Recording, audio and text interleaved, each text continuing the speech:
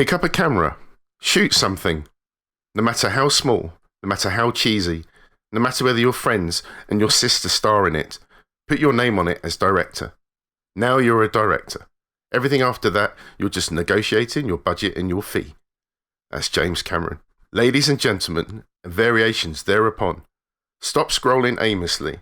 Heat up that sweet and salty popcorn. Grab that bottle of beer, wine or Dr. Pepper and get comfy on your sofa and enjoy this 4K IMAX 3D THX presentation of modern escapism.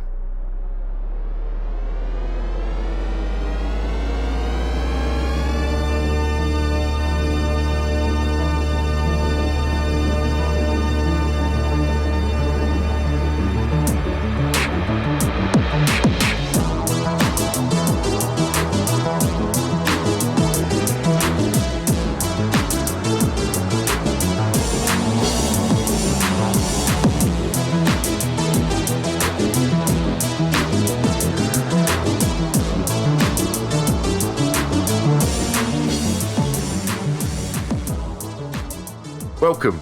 My name is Big Cop Man, affectionately known as Biggie, and on today's pod I'm joined by a director known to be difficult to work with, a maverick, but amongst all of the chaos he creates, he delivers. It's Doomican. Hello, that is me nailed on, that, to be fair. Definitely. Some people do call me Maverick behind my back, I think, sometimes. So alongside him, I have a man known for his audio and technical accomplishments in cinema, even though he is blind as a bat. It's Gadget. How dare you? How very dare you? But yes, my ears are my main selling point. Garrett? And finally, a director whose on-set drinking antics are so truly legendary and yet somehow manages to deliver heartwarming cinematic masterpieces. It's Stig. Oliver Reed ain't got shit on me. Hello. How are you, all right? I'm good. So, before we move on, and get into the rest of the pod, I believe our Stig has prepared a statement that he'd like to read. So over to you, Stig. Thank you, Biggie. Yes, so I do have a statement to read.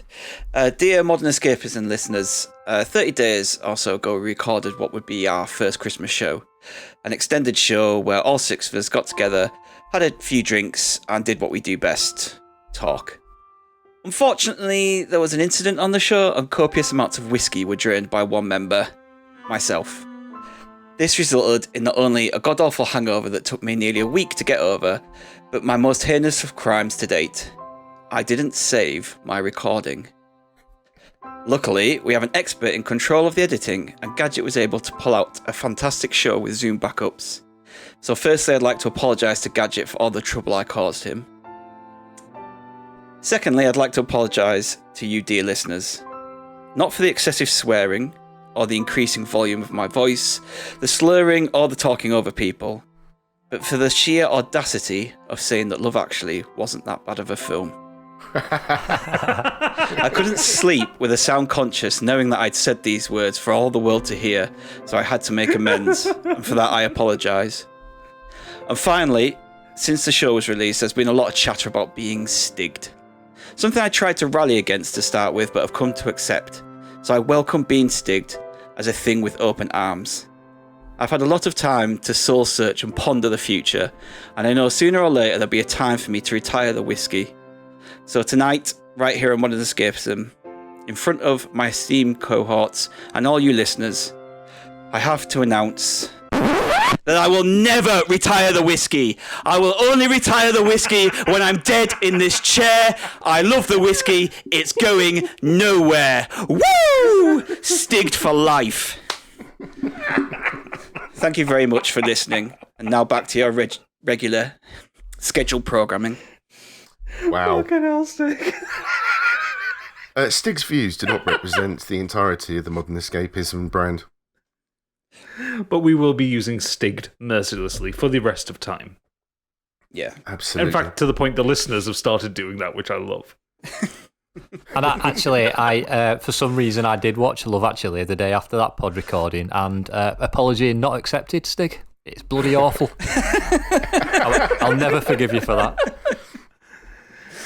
Me and Pip were mucking around yesterday, and she would randomly doing impressions and like just saying silly voices and stuff like that. And she did pull out the, "Oh, we got you, we fucked you something rotten." Like, you shouted out a Secret Santa gift. Oh dear.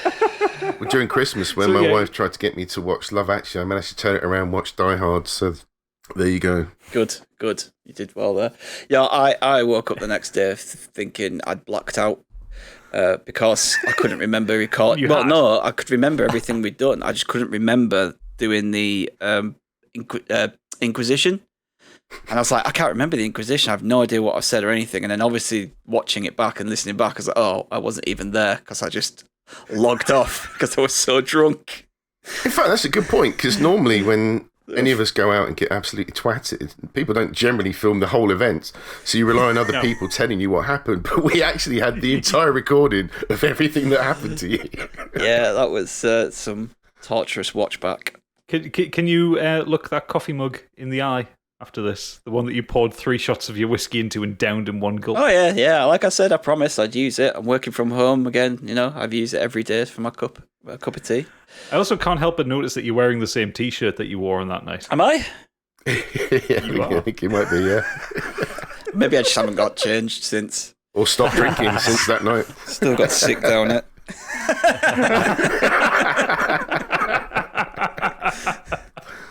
So, moving swiftly on, thank you for that, Stig, I think. So, taking us on a journey like Marty McFly going back in time, it's Doomy. Yeah, so we've had quite a good response this week. First one from Derek P. at the See It Through podcast. Regarding the Xmas show, I know I'm a day late and a few drinks short, but I was nursing a pretty great New Holland beer barrel bourbon for my Christmas libation. That's not easy to say. Very nice. Absolutely love having this on YouTube to listen to while I'm chained to the office chair during the work week. Great job, gents. Thanks very much. Thanks indeed. Next up is Monk's Boy on Discord. Just finished this week's pod. It's a solid 12 out of 10. High praise, indeed. Absolutely.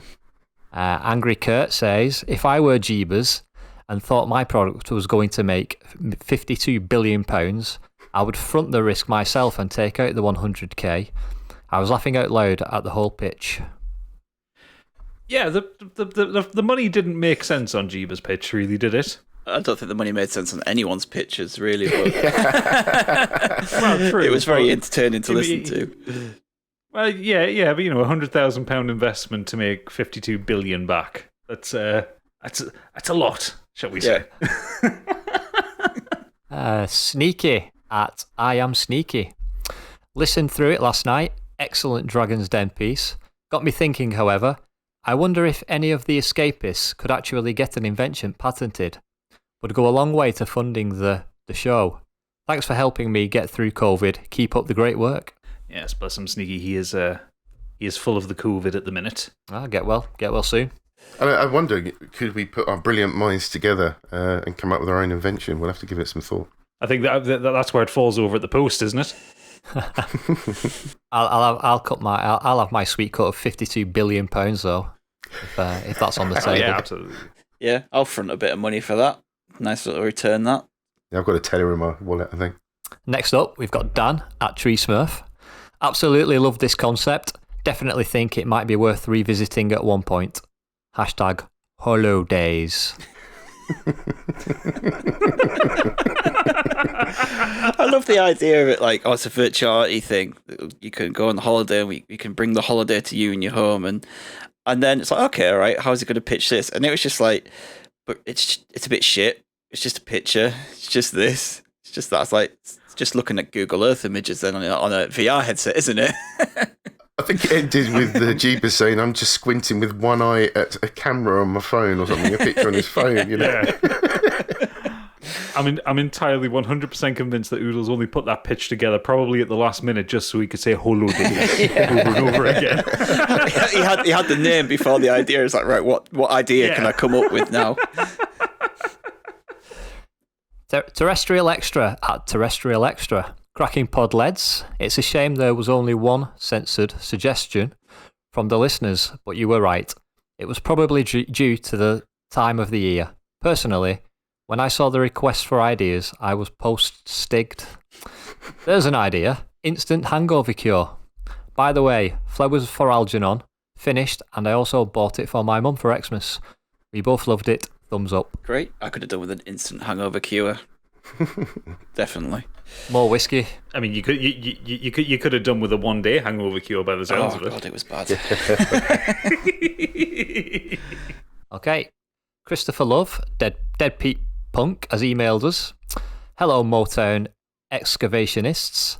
I was too slow to type it up last week, but I had a business idea to present to the board of ME Dragons. January is a busy month for the Punk household. We have 8 birthdays to arrange, far too soon after the winter solstice period, so people who were hard to make purchases for over the holidays are doubly hard to buy for now. This was especially difficult before internet times, when the shops would be cleared due to New Year's sales. Remember those? So I have been in the same predicament as many of you on a gift-giving occasion. What do you get the person that has everything? Well, no matter what you may possess, there is always some cunt needing to get slapped in the face. Deadbeat Punk Industries have a network of highly trained pugilists that guarantee to deliver the perfect slap to the person you dislike the most. We provide you with video, photos, GIFs, and a FLAC file of the actual slap, which you can use as a message tone. Slaps come with full warranty on speed, impact, hand imprint, and of course, sound. We take pride in the service we deliver, and if you're not completely satisfied, you'll get a slap thrown in for free too. There is a pricing scheme reflective of the prick getting the face 5, the racist neighbours or assholes buying scratch cards for 20 minutes, explaining why they're buying each one and when they have won with that card previously, before scratching them all at the till. They're Tier 1 targets. Bosses and management are Tier 2. There is usually travel and security details to work around. Slightly more difficult than your common piss stain.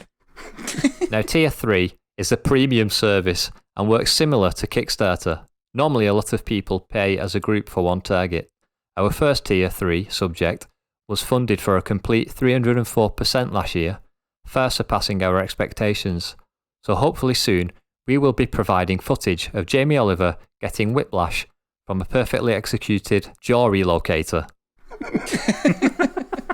The funds generally go toward our staff members, as sadly, there may be a bit of prison time involved in the job. Although we have a great legal team that are also trained in violence to avoid this as much as possible. We wish to expand our operations. We have Ireland pretty well covered, but are aware of how many people in America need slapped. Seems to be a goldmine waiting to happen. So we are looking for funds to begin international services. As well as offering stock options, you will receive up to 10 free slaps to distribute throughout the year. Best of all, as a shareholder, you will be exempt from any future slaps, offer not available to oodles. Thanks for your time, Deadbeat Punk, Director of Love Shack Slaps. Brilliant. I mean, I'm in straight away. I mean, this is a great business. I think that's the £52 billion idea. Yep. You think? Oh, yeah. There's... The thought that went into that. Brilliant. Yeah, I love how much effort Deadbeat Punk puts into his emails. It's so good. Yeah, thank you so much for that, Demi. And a lovely bit of feedback from a lot of people. So, yeah, really appreciate it. So, I guess it's time to have a look at what our cast's previous work has been in the Nexus. So, I'll go to you first, Stig. Oh, me first.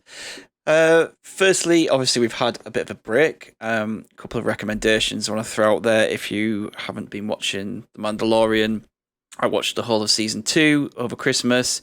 Much enjoyed it, a lot more than the first season. But yeah, I thought season 2 was brilliant. Really enjoyed it. It looks absolutely stunning as well. It's probably like the best TV show I've ever seen, like in terms of how it looks. Also, a film called Wolf Walkers, which is on Apple TV. It's by Cartoon Saloon, who did Song of the Sea and Secret of Kells. It's just a really good film, really brilliant film, really stunning. My kids watched it again today. So they've watched it a couple of times now, but yeah, they're both two things that I would recommend heartily. But the main thing that I have been doing is I have watched Attack on Titan. So yeah, this is a manga anime. It's an adaptation from a manga graphic novel of the same name.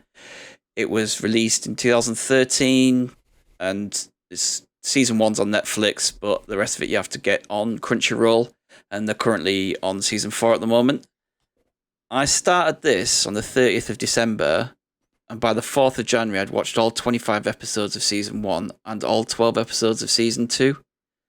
Like, I smashed through this like at oodles pace, because it's just it just keeps wanting, like, giving you more and more. Every episode ends with something where you're just like, oh, now I need to see the next episode. So if you don't know what it is, it's basically it's set in a world where the last surviving members of humanity live inside these cities, surrounded by huge, enormous walls. They have this outside wall, and then inside that is a lot of like smaller communities like farmland and woodland and small villages. And then the further you get in, there's another wall, which inside that's a town. And then you get to the center, there's a central wall, and inside that's like, you know, where the king lives, and it's like a citadel kind of thing. So, but this thing is huge. It's not like a few miles wide. Like the thing covers like such a vast area, and these walls are there to keep out what's known as titans.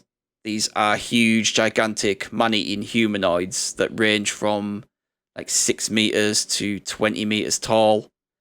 The story follows a young man called Eren Yeager, who, after watching a titan destroy his hometown and witnessing the death of his mother, vows to kill every titan. You know, the typical revenge.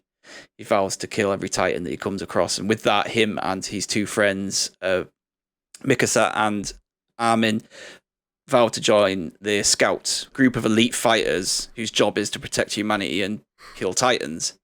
The titans are horrific. They are really horrible, weird looking. So they kind of have a human form, but they're all out of proportion.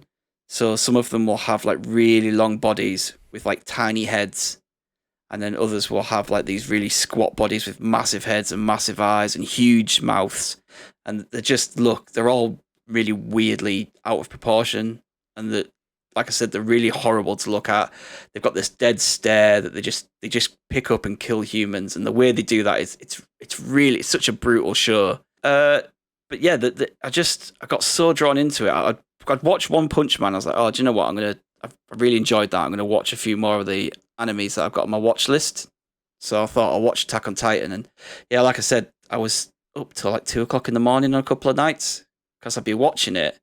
And then the episode would end with a cliffhanger. And I'd be like, oh, I should go to bed. That was such an amazing cliffhanger.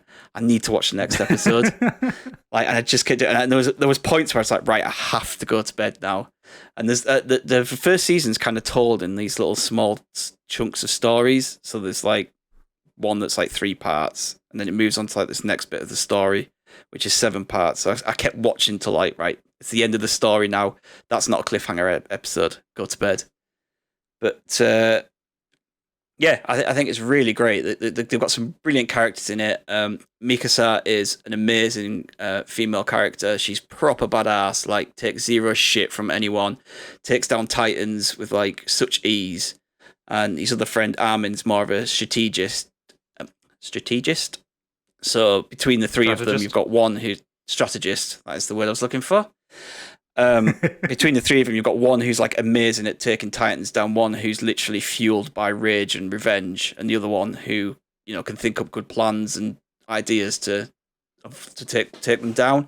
And then the rest of the characters as well, like they don't take a back seat. So these are your 3 main characters, but the variety of characters outside the main 3 get focused on a lot as well.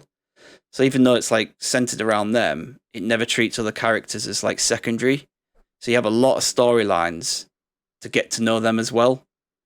But because it's such a brutal show, it's one where you don't get attached to anyone, because these titans will literally snatch people out of the air like that. So you approach it applying Game of Thrones logic to this, like don't get too invested in one particular character, or yeah.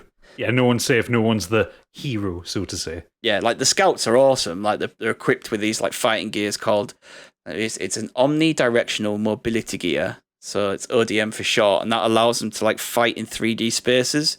So it's like a harness that has these wires on that fling out, grab onto walls, and they can kind of zoom along on these zip lines and fling themselves up and around the Titans. Because the only way to kill a Titan is to chop out the nape of the neck. Otherwise, anything else that you do just regrows. So even if they chop the head off, the head comes back. You've got to hit it in the right point of the neck.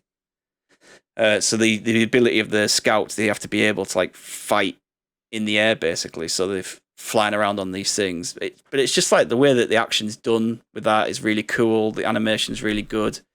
I'm now on to season 3 of it, and you can tell like the budget's kind of shot up a lot in season 3. Like it looks a lot crisper and cleaner, especially during the ODM sequences and the action sequences. How many seasons are there? It's currently on season 4.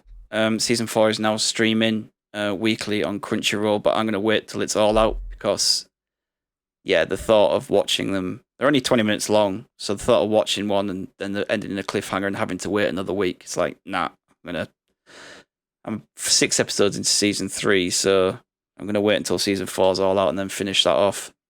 Are you tempted to play the game? Yeah, I'm going to look at the game. Apparently, I should just play the second one because it kind of covers the first 2 seasons anyway. And you can create your own characters and stuff in it, so I might have a look at playing the second one when I've got a chance. But yeah, it's very anime. Like, you know, there's a lot of in a monologue shouting, overacting, rallying speeches. Speed lines. Yeah, rallying speeches, emotional music cues. But it all works. It's all really good. Like, if you really enjoy anime stuff, and especially action and horror types, then this is really good. Like, I'm surprised there's only 4 seasons of it. Like, something that I've been aware of. Like, I don't really watch anime or into manga or anything like that, but I'm very aware of Attack on Titan. And I kind of, like, seen this for how long it's been in pop culture. Like, I thought it was like something like One Piece where there's 14 billion episodes of it or something like that. Like, I thought it was a really long-running thing. I'm really shocked that there's only 4 seasons of it. I think it's quite close to the graphic novels. As far as I'm aware, like, they started in 2009. The show, the first season was 2013. Then there wasn't another series till 2017. So I don't know if it, like, took off as well as they hoped. Because then the next season's only 12 episodes long. And then the next season's 25 again. So I think that's maybe they're just doing what the books are, because I think they're finished now. But yeah, it's really good. Like, it's not just like action horror. There's loads of other stuff going on in it. It's like, you know, all this like subterfuge, political grandstanding. There's family secrets, uprisings, and all. There's just loads of different things like thrown into the mix. There is things that happen that are so left field that you'll just be like, what the fuck has just happened there? Like, it just comes out of nowhere, but it's great. Like, there's a few moments in season 1, you just like, I finished the episode and I was just like, what the fuck? No, that doesn't make sense. What? And it's like, I have to watch the next episode now to know why that's just happened. But yeah, it's one of those shows that just leaves you wanting more every time you watch an episode. So it sounds like it's got an end as well. Yes, that's a good thing. 4 seasons with an ending.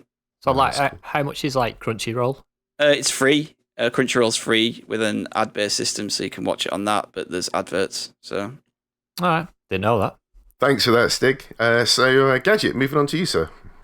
So a couple of things. Firstly, I briefly want to talk about a game I've been playing, which isn't Cyberpunk. It's called Horace. Ah, great. Which a lot of people were talking about over Christmas because it was on sale on the Switch for £1. It's the best quid I've spent in a long time. Horace is a 2D platformer for the Switch. I think it's on the PC as well. Made by one bloke. It's set in early 80s, mid 80s, something like that. You play as Horace, who is a robot who has been made by a very rich man. Mad professor kind of guy, but he's referred to as the old man. And he is telling you the story of his life. You go from being being switched on to like being tested, being asked to do various menial tasks and that kind of thing. And then there is the plot moment, which I won't spoil, and then everything gets a lot darker. And it's a fucking brilliant game. It's a 2D platformer, which at first felt very much like a Mario platformer because Horace has got some great momentum behind him. You have to spend a lot of time like controlling very precise jumps to get over things. It also applies kind of that Celeste way of working where you die quite frequently, but you've got infinite lives and it's a very quick respawn back to the beginning of the room. But so you get so far into it and then you get these gravity boots which let you walk up walls. And that presents some very strange things because not only can it walk you up walls, but it actually shifts the world's gravity. So Horace is always in the right direction. So if you walk up a wall and jump off it, you will fall down relative to where you jumped from. If that makes sense? Not fall down to the absolute gravity, but to the gravity of where Horace would fall based on his orientation. And it takes you a little while to wrap your head around that. But it's fucking brilliant. It's absolutely mad. So all the story is delivered from Horace's perspective. It's like he's telling you the story of his life. So his voice is done with a text-to-speech thing, so it's all digitized. But that means also the dialogue from the other characters digitized because Horace is saying, "The old man said this to me," and we'll recite the lines. But Horace is really innocent because he's a brand new robot and he doesn't know sarcasm or kind of brutality or anything like that. But the people around him are some of them are really fucking awful, and you have to deal with some very strange scenes or it's like strange bits of dialogue. Or really kind of concerning bits of dialogue because I don't want to spoil this. I don't really want to like get into the details of it. But like, so a character will say something really heinous or really awful, and then Horace will recite that back to you. He says, "But I didn't really know what that meant," and stuff like that. And it's really funny and engaging. There are some really interesting kind of mini games and side quests in it, it's worth picking up. It's not very expensive on the eShop right now. In general, because it's an indie game, but it's made by one person. It's very British. There's a lot of kind of early 1980s references in it. Lots of Ford Capris lying around for some reason. It's very much worth looking into. So if you got a Switch, you got a PC, get on Horace. It's really, really good. But the main thing I want to talk about this week is something that's brilliant, something that puts a bit of joy into this world, and it's Awesome Games Done Quick. Now, I talked about Summer Games Done Quick early on in the podcast, I believe. But Awesome Games Done Quick is the winter version. If you don't know what Games Done Quick is, it's a week of speedrunning. Speedrunning through games for charity. The one they do in the winter, the Awesome Games Done Quick one, is for the Prevent Cancer Foundation. And it's a 24/7 stream, lasting over 7 days, of just constant speedruns, of people just trying to beat video games as fast as they can. And it's a wonderful showcase for this kind of niche area of video game enthusiasm. And it raises a lot of money for awesome charities. So some stats on this one, this week, they raised, because it finished today as of recording, so it finishes on the Sunday, the donation total was $2,763,572 raised in a week. Nice. The largest donation they received, which I like that they put the stats out, because their average donation's about $25 across all the people who donate. The largest donation they received was $187,000. One person donated that. One single donation. One single donation. Well, I probably assume it's like probably a corporate donation or something like that. But yeah, that's a strange ridiculous donation. It's a bit of a weird specific amount. Well, no, it'll be converted from whatever it was. So it'll be like £200,000 or something, or whatever. What game was being speedrun when that got donated? Do you know? I don't know. I'm just looking at the stats on the page. I would love to find out, because I'm assuming they probably would have had to stop what they were doing. Yeah, I'd imagine so. I think it was me doing the Dark Souls, I think you'll find. But yeah, getting you to stop. It's too slow, Biggie. You've spent 2 hours on one boss. People can beat this game in 20 minutes. Yeah. But yeah, it's something that I've followed for quite a long time. I kind of always buy the T-shirt, and I always kind of give them a bit of hype on Twitter and stuff like that. It's a really, really wonderful thing. And even with COVID going on, like normally they kind of take over a hotel somewhere for the week, and they've got like a huge in-person crowd, and everyone's kind of together, and it's this wonderful kind of collection of gamers getting together. Obviously, you can't do that with COVID, so they migrated it to be online. and it runs pretty seamlessly. Like, I was watching it for on and off for most of this past week. There was only a couple of times where anyone had any like lag issues, or they couldn't hear the announcers or the commentators. So it really, really well done on them, on the technology, and on the kind of still they managed to maintain the presentation and the high production values, even when people are having to use, you know, their own webcams and their own microphones rather than having like a pro camera crew setup. But obviously, as I'm talking about it now, as the audience as the listeners will be listening to this, it's finished. But if you go onto the Games Done Quick YouTube channel, they basically archive all 157 runs from the week, and they're all up there to watch. And I want to give you a couple of highlights. First one is Punchy's run of Silent Hill 3, because I love Silent Hill 3. It's a wonderful game, terrifying in places.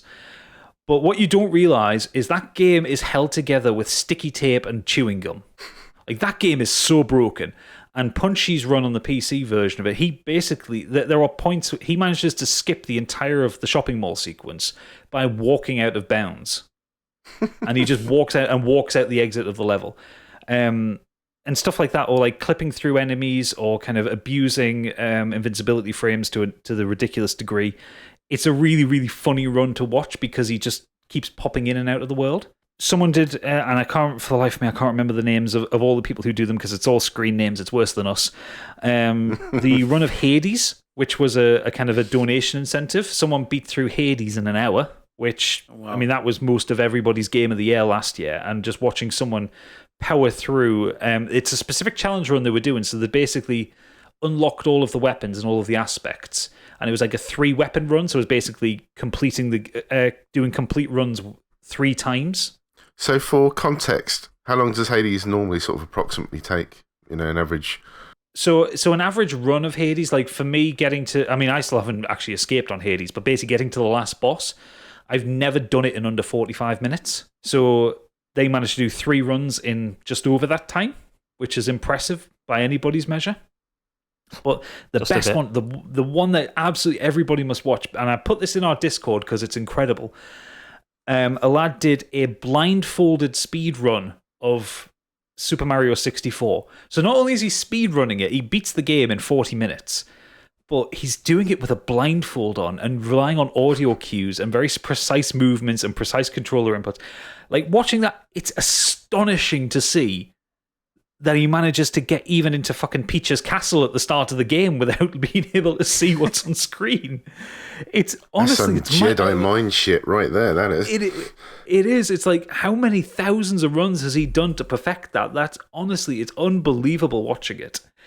So I would, even if you don't like get into speedrunning or get into Games Done Quick, seriously look for Awesome Games Done Quick 2021 Super Mario 64 on YouTube, because honestly, it's astoundingly good and one of the strangest and best things I've ever watched. I can't figure out how someone would do that. Just no 2D games, I can get it. You could run across, right? It takes me X amount of seconds to get to that point, and then I jump, and then this point, like you could time it, but like, if you're out by a tiny fraction in a 3D game, you jump in the wrong way. Exactly. In fact, the best part of that run is there was 2 times where he got himself turned around and he got a bit lost, and without taking his blindfold off, managed to find his way back to where he was supposed to be. Wow, that's crazy. Which I think is even more impressive. Yeah. Like his knowledge of the layout of each level, and his knowledge of the audio cues, and because as well, I mean, the game's got stereo audio because, you know, the N64 had stereo audio, but it's not that good. It's not surround sound. Like you only have your left and right direction to work out where you are in your headphones. So it's just so damn impressive. I mean, I've had someone beat me at Street Fighter 2, I think it was, with using Zangief behind their back. And that was embarrassing to lose to that, and he was doing all the powerbomb moves and stuff like that. I mean, so I haven't really lived that down. But I mean, the whole concept of this is just alien to me, to invest that amount of time into games to understand how they work that way. Just, incredible stuff. I tend to watch the like Mario, sort of 2D Mario World, Mario 3 speedruns that they do, or the like ROM hacks that they run in them. Yeah. They're short, and it's just good how they manipulate things. Like they sort of clip through walls, and how they manipulate the items in the game to sort of give them a little boost, or, you know, skip several levels on things like that. It's just really interesting. Yeah, it's amazing to see stuff like that. Like the ones I prefer tend to be like the glitchless runs, because like abusing glitches is a skill in itself and kind of breaking a game in a way that suits you. But I like the ones where it's like pure skill. Like I love any speedrun of Celeste. Oh god, they're so good because it's just pure motion. Like it's someone who understands completely the layout of each level. And that's a hard game, even if you know the layout of the level.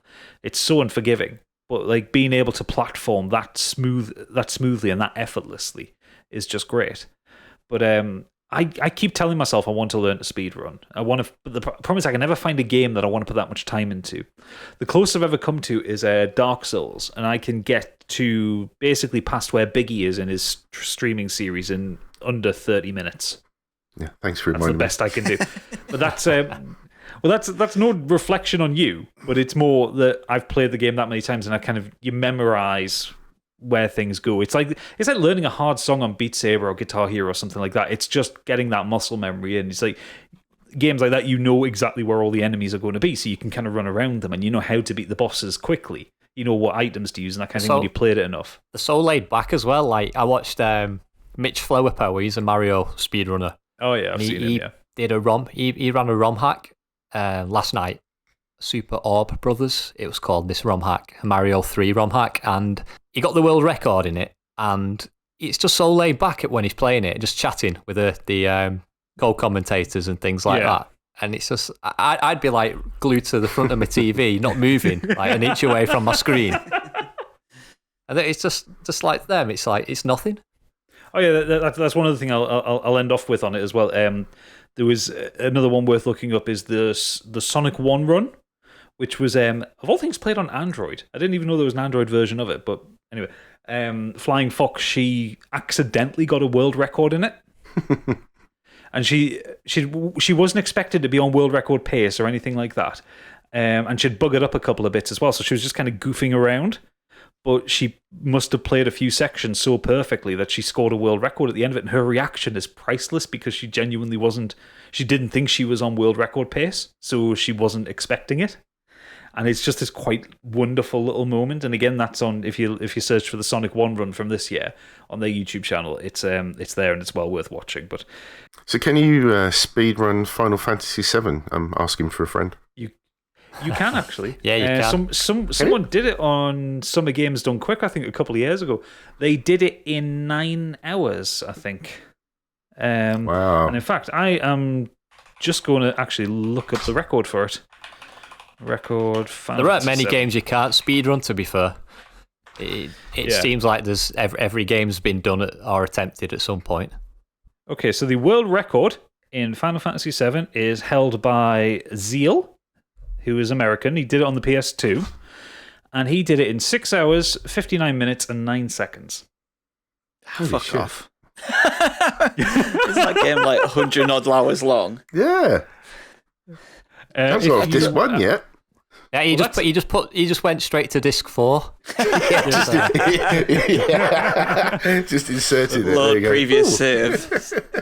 Yeah. So that's the any percent world record. Wow. The all bosses world record, so that's hitting everything, including the ultimate weapons and stuff like that, is the world records held by Anjeb174, and that is 9 hours, 8 minutes, and 42 seconds. So that's doing more than you need to finish the game, and still managing it in just over 9 hours. So, yeah, quite insane.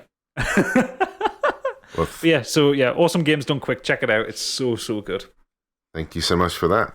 So, Doomy, over to you. Well, I've been what I've been up to is pretty much things that have already been talked about either this week or last week. So I've finished Cobra Kai Season 3. I think Oodles talked about that last week. Mm-hmm. You did. Yeah, that's brilliant. I love that show. It's so good. It's so cheesy, but it's so good. And like just having the original cast. I know, I don't know why that blows me away, but because it's not like they were doing anything else, is it? To be fair, surprised Rick Moranis wasn't in it. It's just hey, you never know. No spoilers, but there's a thing in it though that it always just like makes me laugh. Do you know when like in like sort of TV series when the sort of acting on like playing a football game, or soccer in this case. And it's so obvious that none of the actors have ever played soccer. And then when it's being played out on the pitch, it's just like, it's just the funniest thing you'll ever see. It's just, I don't think any film or does football properly ever, do they? Like, it'd be like us doing American football or something, isn't it? It'd be like we wouldn't know what we were doing. It's just, I don't know. Every time they do it, it's like, why do it? It just looks so lame. just leave it out completely.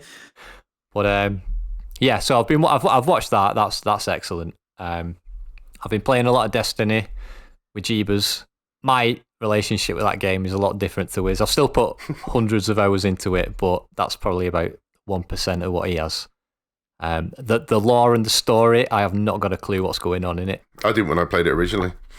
I just like the shooting and doing the dungeons and the raids and Crucible PvP stuff. My sort of experience of playing Destiny these days is Jeebus will sort of text me and say, "Oh, we've got to go and do this thing."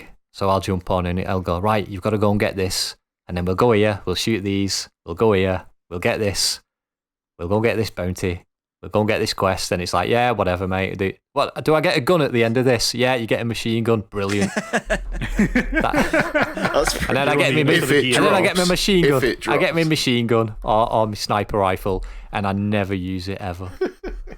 It sounds exactly like my experience. Yeah, but it's great. I love it. It's brilliant. It's a good shooter. It is. It really is fantastic.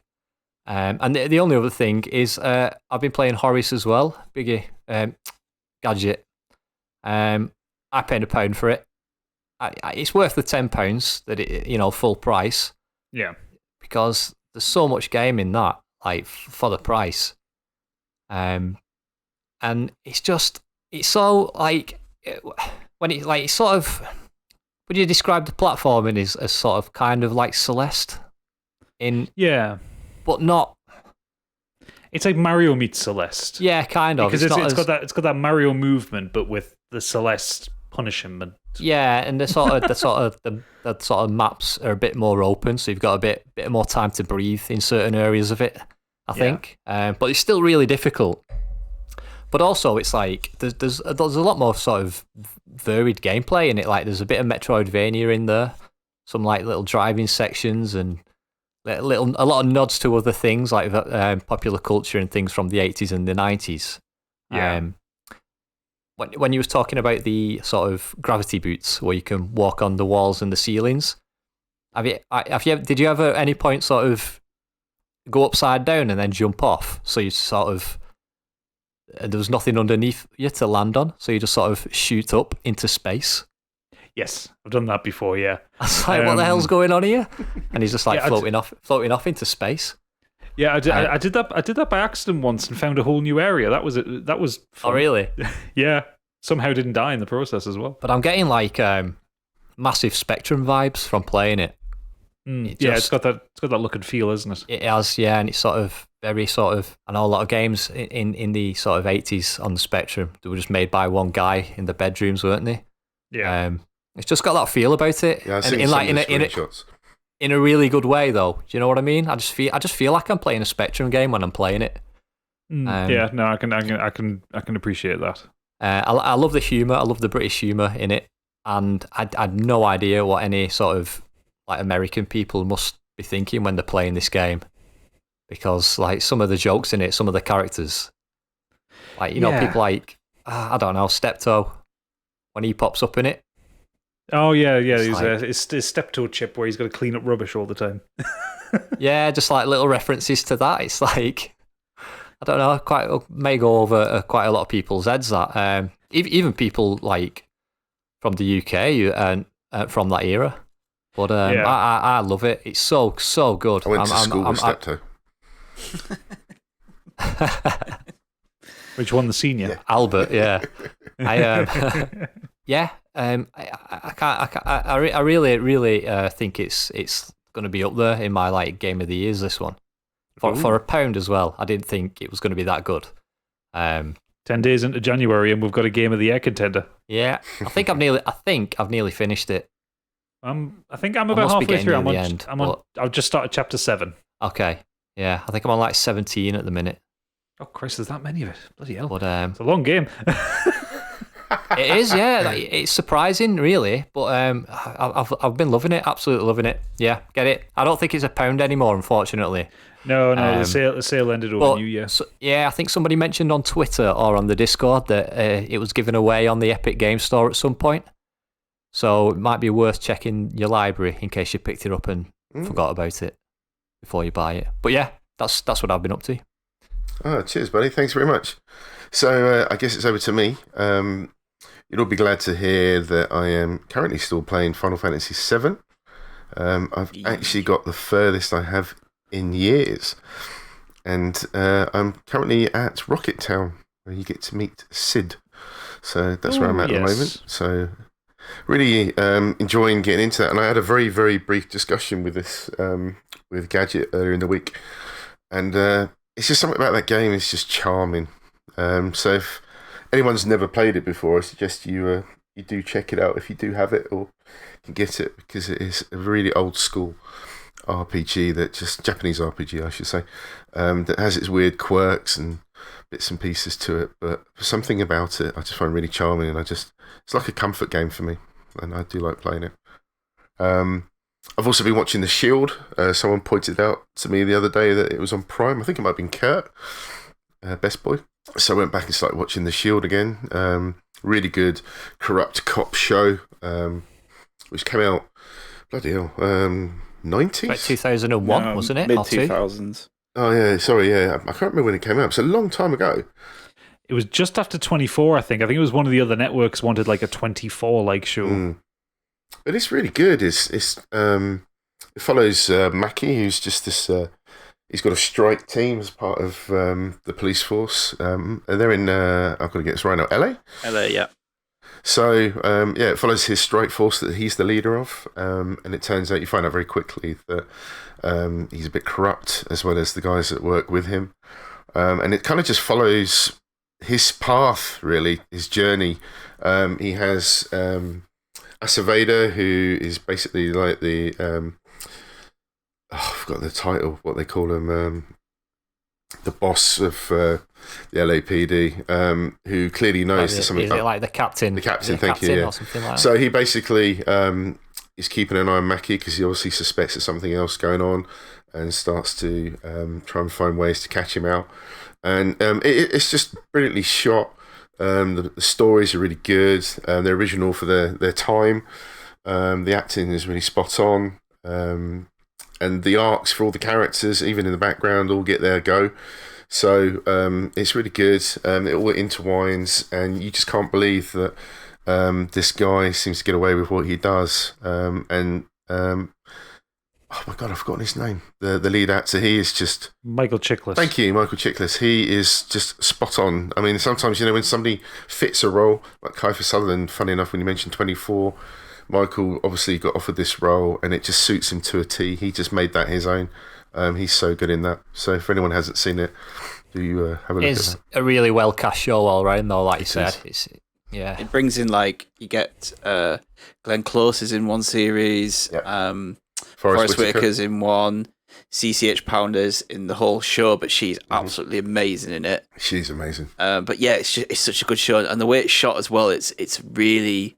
Shaky. It's really shaky camera and gritty. Like, it makes it feel like you're there. Like, that's the whole point. It makes you feel like you're kind of on the streets rather than it being some kind of glamorous, perfectly shot thing. It's really down to earth and gritty. And it's brutal. Like you say, it's gritty. There's humour. Yeah. There's just a mixture of everything, and it's balanced. It's really well done, and some touching moments, and look at family behind the scenes as well.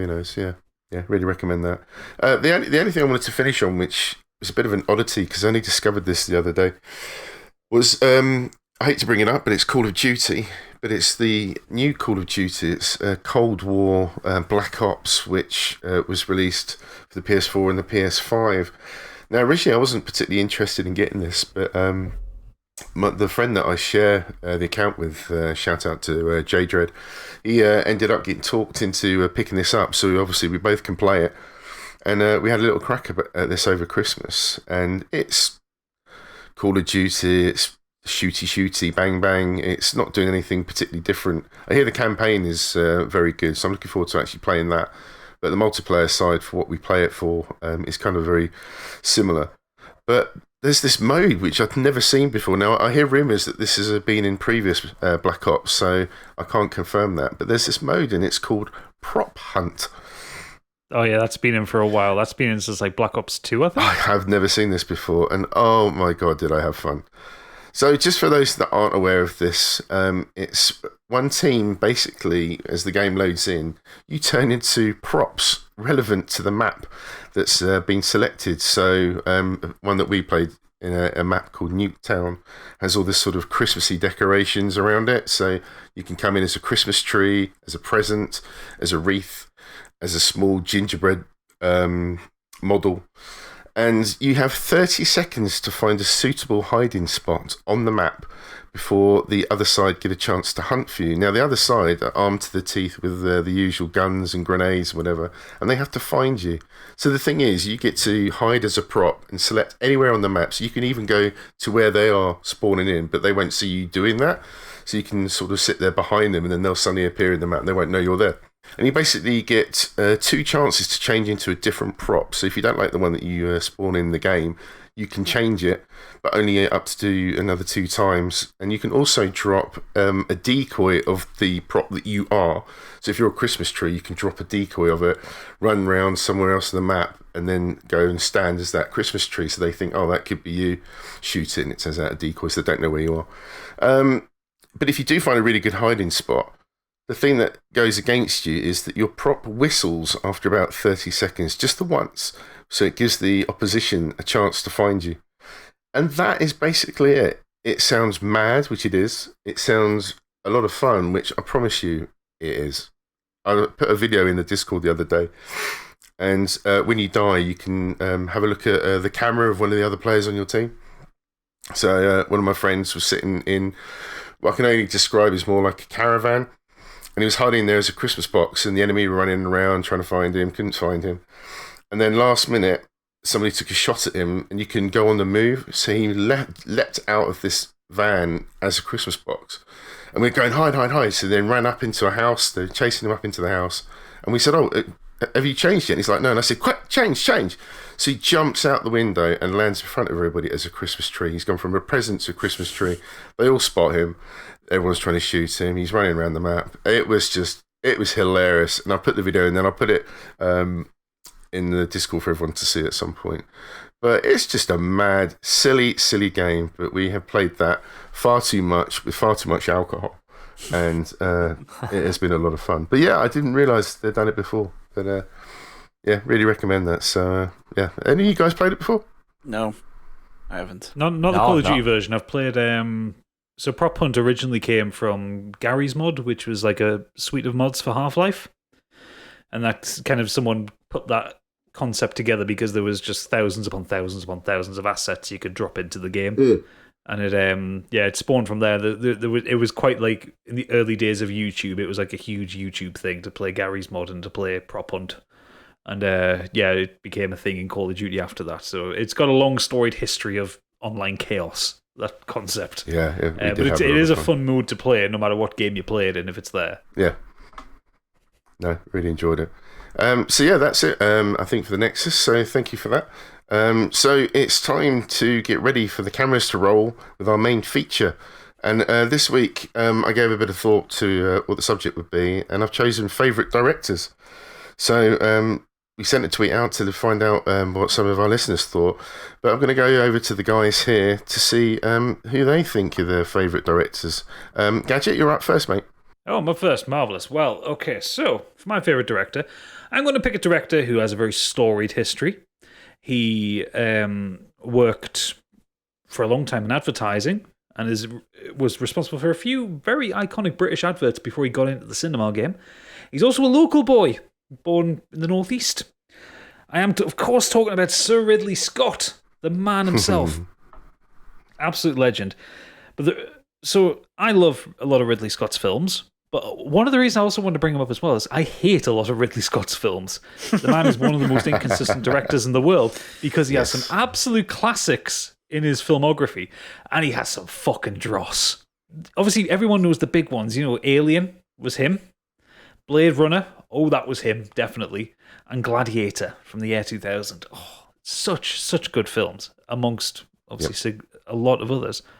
But I've always kind of really connected with Ridley Scott's films, especially kind of his earlier stuff and a lot of the sci-fi stuff that he's done, because I like his world building. He has this very innate visual style. I don't even want to call it a visual style because it can sometimes be hard to pick out a Ridley Scott film. He's got a wonderful attention to detail. Like, even in his bad films, the worlds that he puts together are really believable, especially when they're kind of fantastical. Like, the way he built up Alien, like, you don't see the alien for like the first, 40 minutes of the film? Something like that? Like, you have this 3-act structure in the film where you've got the Nostromo landing on LV-427. And that whole sequence, barely any dialogue. It's all kind of building up the tension. And you get John Hurt meeting the egg, and that sets off the second act. And you get the kind of the chaos that comes around from that, but nothing really still happening, and apart from kind of him bursting. And then you get the kind of the last act of the film, which is when the alien is actively hunting them. And each bit is this wonderful kind of cycle of silence and sound, silence and sound, silence and sound, and tension. There's not a great deal of dialogue in the entire film.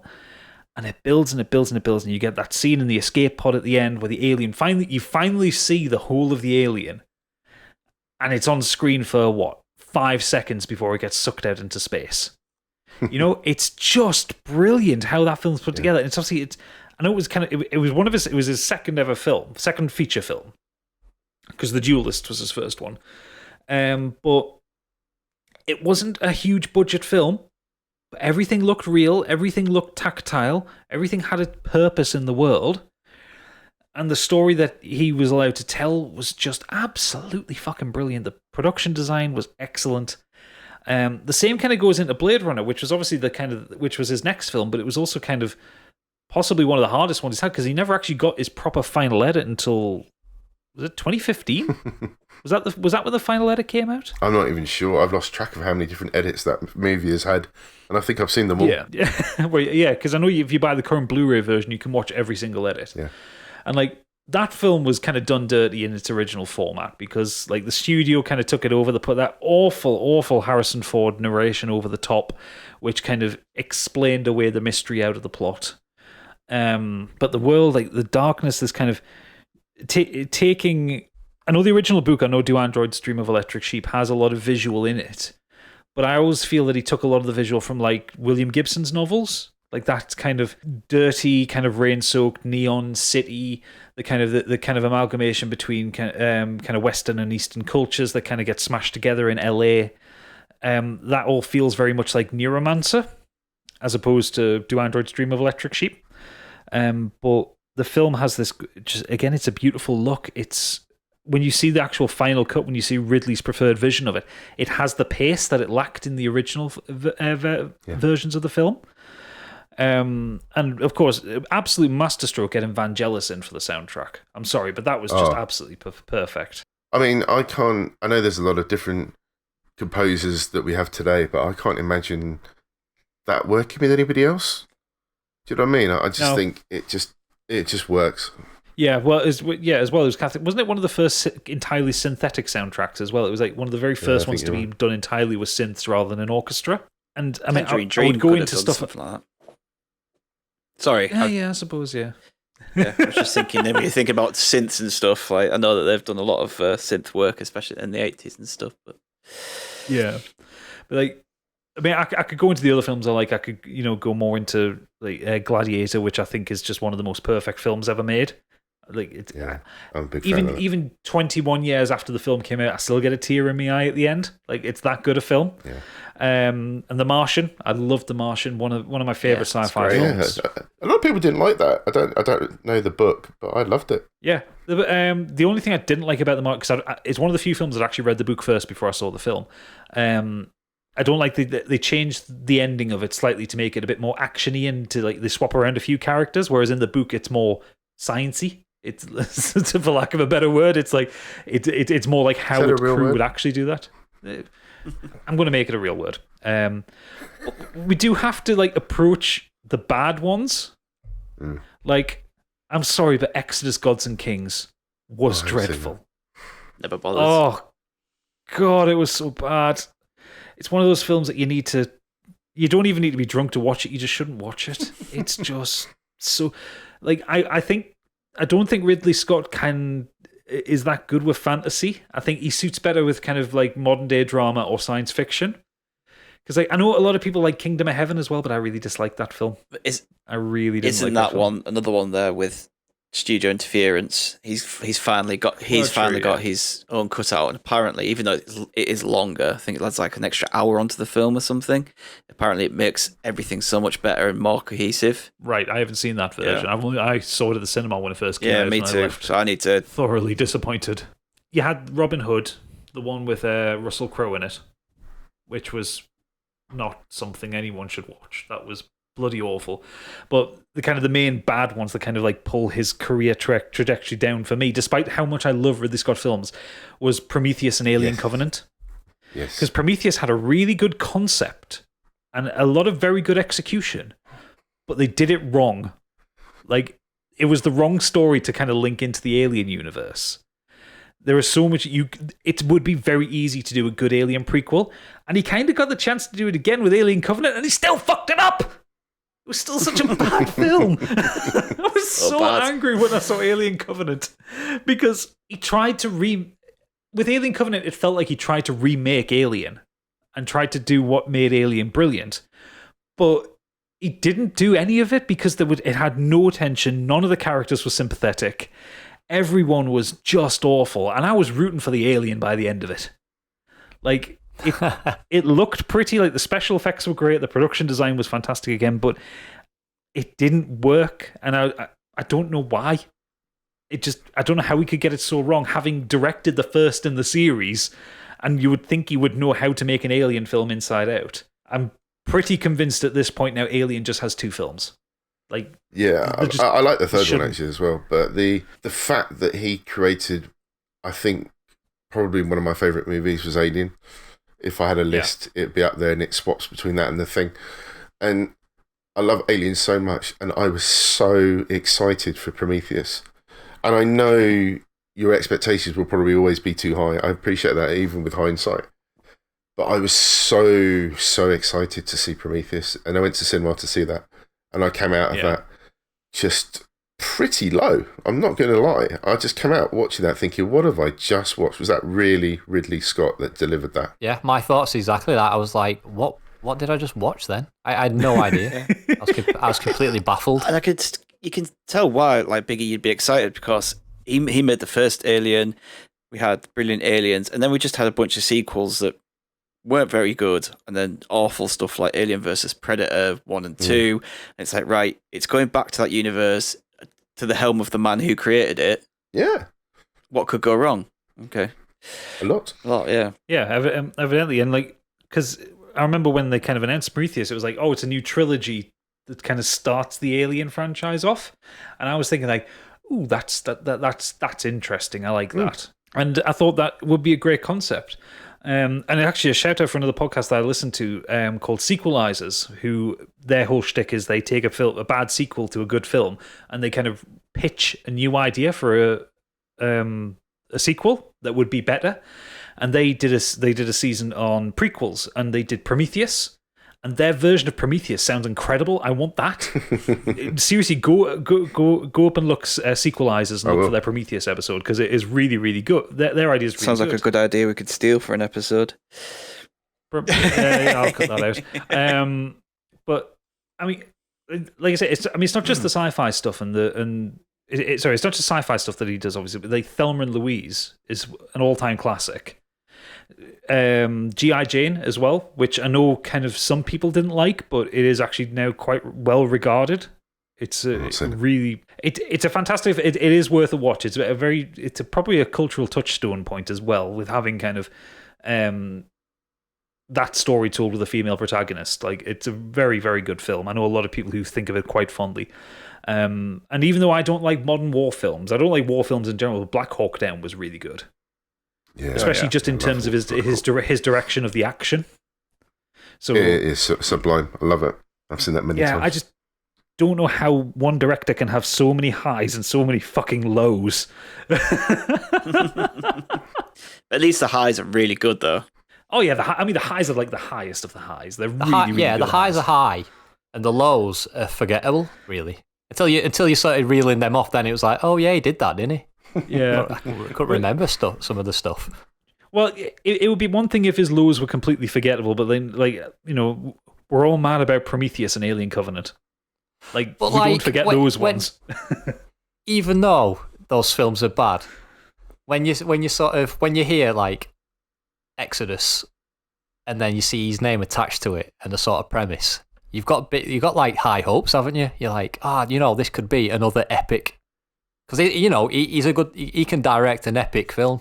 Oh yeah, like I think that was the intention. It was supposed to be like a kind of Jason and the Argonauts kind of thing, wasn't it? It was like this kind of historical fantasy epic. That's what it was supposed to be, and it just got everything so wrong. Looked beautiful, like cinematography was off the charts. It was a fantastic looking film, but like nobody could act in that one. I'm pretty sure, if I remember rightly, that's the one. It's the one with Christian Bale and Joel Edgerton in it, playing Egyptian gods. Why? Why those people?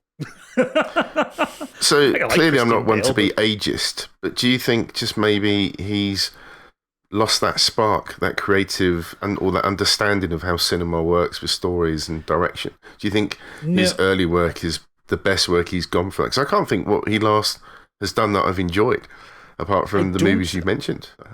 I don't necessarily think it's that. I think it might be just not being particularly circumspect in some of the projects he takes on. It might be, it might just be a lack of available opportunities for stuff that really excites him. I don't know. I'm not Ridley Scott. I do know, which I was quite surprised to find out when I was doing a bit of research here. He's 83. I didn't think he was that old. Yeah, I mean, he must be getting that way now. Like, a lot of his best work at the minute seems to be in TV, which is where a lot of kind of directors and actors are going. Like his current project, he's a producer on, but he directed the first 2 episodes of his Raised by Wolves, which has had apparently absolutely banging reviews. I still need to see it. Yeah, I do as well. He produced The Good Wife, which I loved. Yes, that was a good show. And I didn't realize, but he was behind Halo Nightfall in 2014, which was the kind of tie-in series just before Halo 5 came out. And also Man in the High Castle. I didn't even know he was attached to that, but he was an executive producer on that. So, like, I think a lot of the work that he's doing now seems to be more in the TV realm, even though he's got films coming up. I think his next film, he's got The Last Duel and Gucci coming out this year, apparently. Don't know anything about them, but I'll be interested to see what they are. And I will hope they're as good as his highs. I just don't want another Prometheus. No. Yeah, thanks, Gadget. So over to you, Stig. Yeah, so for mine, I'm going to choose a relatively new director in terms of, the people I think are really great directors, and it's Taika Waititi. He's a New Zealand-born. He's started out his career, kind of came to the forefront with the guys from Flight of the Conchords. He's did a bit of acting, writing, and directing on that, and then he moved into his first feature film, which was Eagle vs. Shark. It's very Taika Waititi. His style is very quirky and quite strange, cringy comedy at times, and nothing says him more than Eagle vs. Shark. So I only watched this. I've seen all his other work, and I only actually watched this the night. I thought he's only directed 6 films. I thought, you know what, I'm going to make sure I've seen everything before I talk about him. And it's a really funny comedy drama about 2 introverts who find love with each other at a party where one's dressed as an eagle and the other's dressed as a shark. And it's just, it's really just heartwarming and funny. And that's the kind of stuff that you get from him throughout all of his films. He, like I said, he's directed 6 films: Eagle vs. Shark, Boy, What We Do in the Shadows. My personal favourite is Hunt for the Wilder People, Thor Ragnarok, and Jojo Rabbit. And throughout every single one of them, you can just see his influence in the writing, because he pretty much writes and directs all of his films. I'm sure on Thor there's probably a bit of a committee there, but with everything else, he's written, that. So all the comedy, all the script, it comes from him. It's not just him directing people to do that. And you see it especially in films like Eagle vs. Shark Boy and Hunt for the Wilder People. He likes to bring New Zealand to the forefront in his films. Yeah, that's good. Yeah, he's very good at. I've got a friend who's from New Zealand, and he said Boy and Hunt for the Wilder People is just, it felt like growing up. That's what growing up in New Zealand is about. His second feature film, Boy, is, again, it's another comedy drama. This is about a Maori coming of age film set in the 80s about a boy probably roughly the same age Taika would have been at the time. So it feels very much like he's using his lived experiences in that film. Comes across great. It's, again, the comedy, the drama, the heart, it all shines through. I think that's what personifies his films. What We Do in the Shadows, I think we've discussed that like at length on multiple shows before. It's brilliant. It's one of my favourite comedies of all time. It takes that mockumentary style and just throws it into this ridiculous situation with vampires. It's just so good. Like, yeah, I mean, like we said before, go watch that, and then watch his, and then watch the TV show as well, which he's had a hand in, obviously producing and writing in that as well. And then his career kind of takes this weird turn. Like, so you've got these kind of personal, down to earth ish films with like the likes of Boy and Hunt for the Wilder People, and he gets given a Marvel job.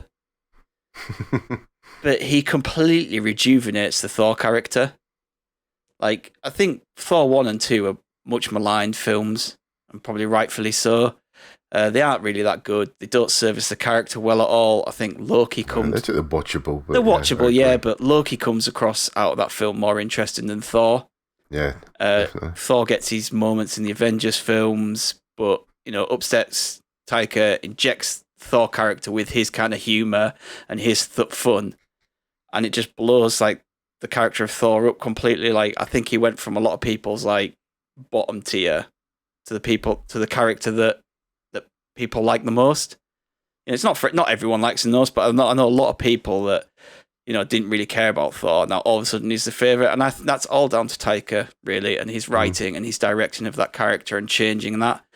Like, the comedy in Thor 1 and 2 is all about the fish out of water, and then Taika's basically made Thor more funny, more quippy, more warm to like other characters as well. He's very standoffish in the previous films. And then he's obviously around that, he's created characters like Korg, who he plays himself. So a lot of Taika's films as well, he'll play a character himself, whether it's just a quick cameo or a major side character. He then brings himself into it, and Korg's an amazing character. And, with Thor, he brought Jeff Goldblum into the MCU, and more Goldblum is always a good thing. I think that's a law of the universe, isn't it? Yeah. You got someone with Taika's, comedy writing and skills. Give that to someone like Goldblum, and it's gold, absolute gold. What I realise that I'm doing kind of here is just rolling out his films here, but as he's only done 6, this is kind of why I just kind of I love his films, and I just kind of want to. That's what I want to do. Really, is just talk about his films. Cool. His next one, Hunt for the Wilder People. Like I said, I consider this his best film. I think everybody should, go out the way to try and see this film. It's about a young delinquent called Ricky, played by Julian Dennison. And he goes to live with bad-tempered Heck, who's played by Sam Neill, and his wife Bella. Bella suddenly dies, and Ricky runs away because he doesn't want to A, live with Heck, or B, go back into the foster care system. But he stupidly runs off into New Zealand bush, which is miles and miles and miles and miles of forestry, which if you don't know what you're doing, you're pretty much dead. So Heck goes after him to try and bring him back, and then gets injured on the way back. So, like Eagle vs. Shark, he brings his style of comedy and flair to this, the heartwarming tale. There's some really poignant moments in this film that is quite heartbreaking at times. But he manages to mix all of that, but with caricatures of situations of people, but not making it too absurd. He's got this really great way of mixing silly situations with real moments, and that's all like perfectly done in Hunt for the Wilder People. It's sharp, it's witty, it's hilarious and sweet, and like it has a really great, brilliant final act, which is like, it's been mentioned already, Thelma and Louise. It kind of riffs off that in the final scenes. It's really, really good. And then recently, he's won an Oscar for his most recent film, Jojo Rabbit. Again, this is a film, because of what he does with it, it requires his kind of ability to take something serious and mix it with the absurd and treat it with respect. I think he really nails that with this film. I think that is his talent. That is what he can do, is that he can make something that sounds ridiculous and sounds, actually quite offensive when you first read about what he was going to do. But the way he executes it is so well done and with such care that you actually say, oh yeah, actually that works.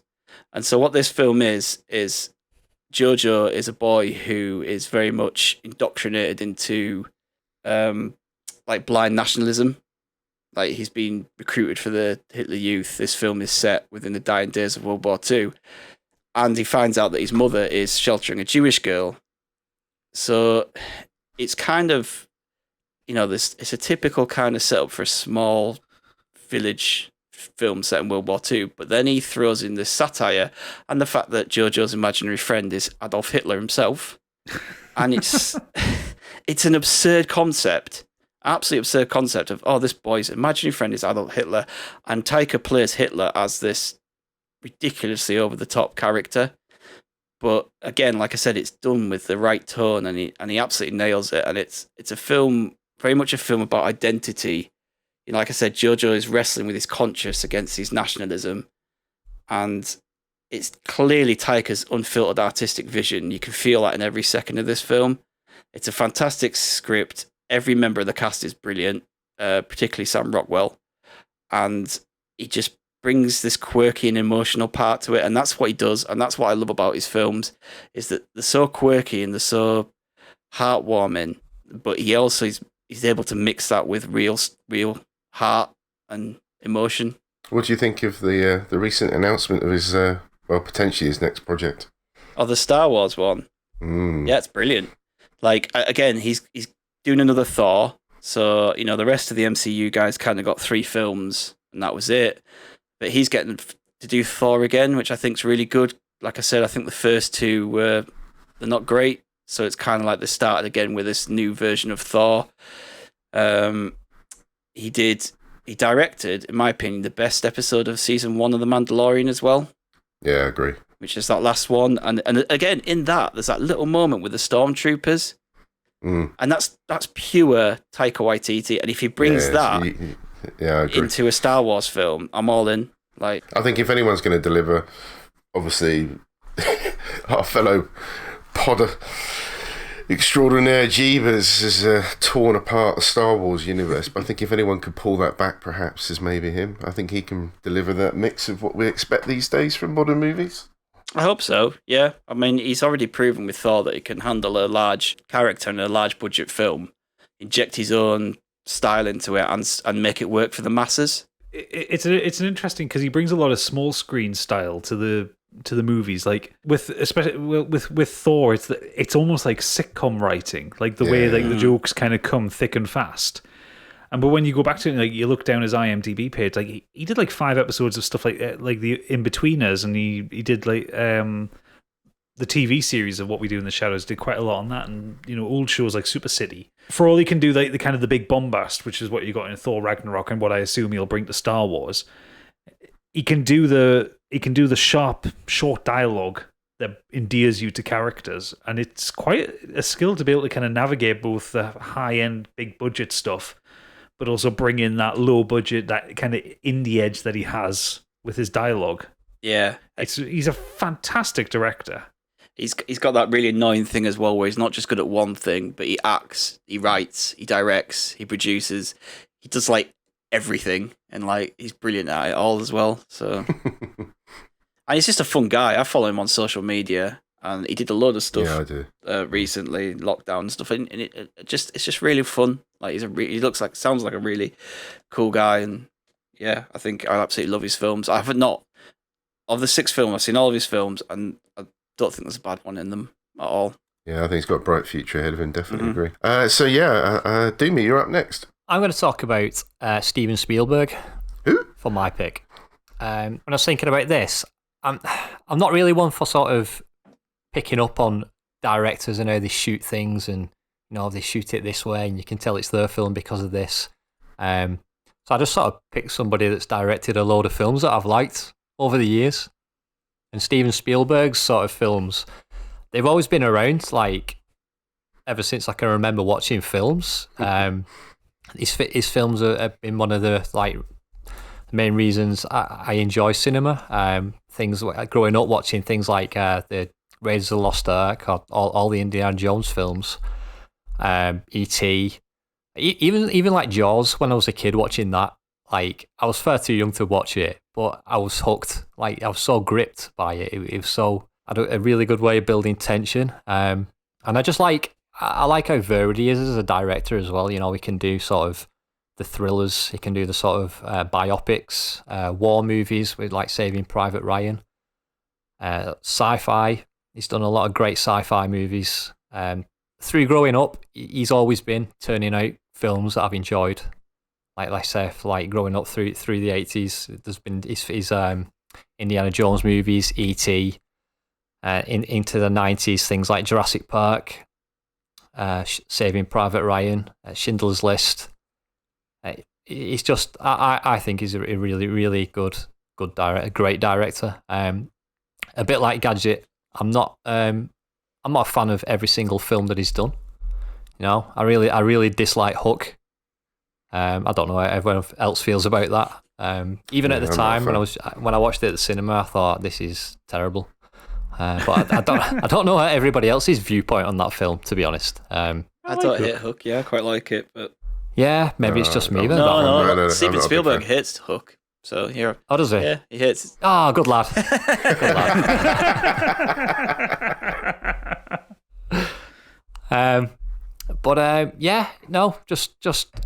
Just looking through like his catalogue of films, and it's just amazing. Yeah, I mean, it was at one point it was almost like a seal of quality, wasn't it?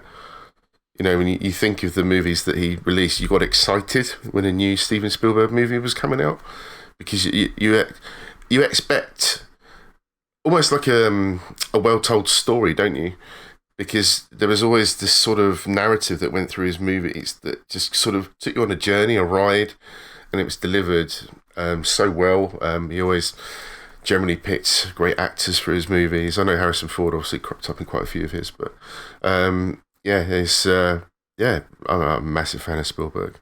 It's very hard to really narrow down a favourite, to be honest. You're always going to get like great music as well, because like John Williams does the music for most of his films. So he does that, like he always does that like seems to do that shot where he sort of zooms in on one of the characters' faces and you just see the sort of emotion in the face. Or the Jaws shot. Yeah, like that. He does it to like Laura Dern in Jurassic Park as well, when she sees the Brachiosaurus for the first time. And you're sort of like drawn into like her disbelief and amazement before you see why she's seeing that. He does that in a lot of his films. Great actor, great director. I think one of my favourite moments from him, which really surprised me how well he delivers it, is that opening to Indiana Jones and the Temple of Doom with the musical. I can't imagine how difficult that must have been to pull that off, set that up. And, with his wife to be, her name's just gone from me now. I can't think, Kate Capshaw, when she does that, what's the name of the musical, the song that they sing? It's gone. But do you remember the opening to the Temple of Doom, where Indiana Jones has to swap over the gem that they've got at a table in a restaurant, and they've got this big musical number going on in the background, which obviously turns into chaos. But the setup for that, because it's not something you really expect from Spielberg, the way he does his movies. All of a sudden, you've got this musical opening the movie. I just thought it was really stunning. I always remember that for some reason. Funnily enough, I think the next movie he's got coming out is West Side Story. Mm. Oh, okay. Yeah. So This just, again, points to what you said about his variety. yeah, He does so many different varieties. One of my favourite things about Spielberg as well is he didn't finish film school, and he then went on to make Jurassic Park and Schindler's List in the same year, two absolute masterpieces in the same year, and then he submitted Schindler's List as his final film to finish film school to pass his grade. A+, I think. That's a power move, isn't it? isn't it? Just a bit. B+. Here's my film, Schindler's List. Yeah, I mean, it's Jaws. brilliant. Jaws just had me terrified of water. Well, not any water, just big ocean water. Took me a while to get over that, I have to say. Going out swimming. That's a fantastic movie, Jaws. Yeah, there's a few blind spots I still have with Spielberg. Like, I still need to watch Close Encounters. I only watched Jaws, actually, for the first time a couple of years ago. But it's absolutely amazing, isn't it? It's like I've probably ranked that as my second favourite film behind Jurassic Park of his. But, Yeah, it's still so good. The problem is with Spielberg, though, for all the good he does, I mean, he did do Kingdom of the Crystal Skull. He did, yeah.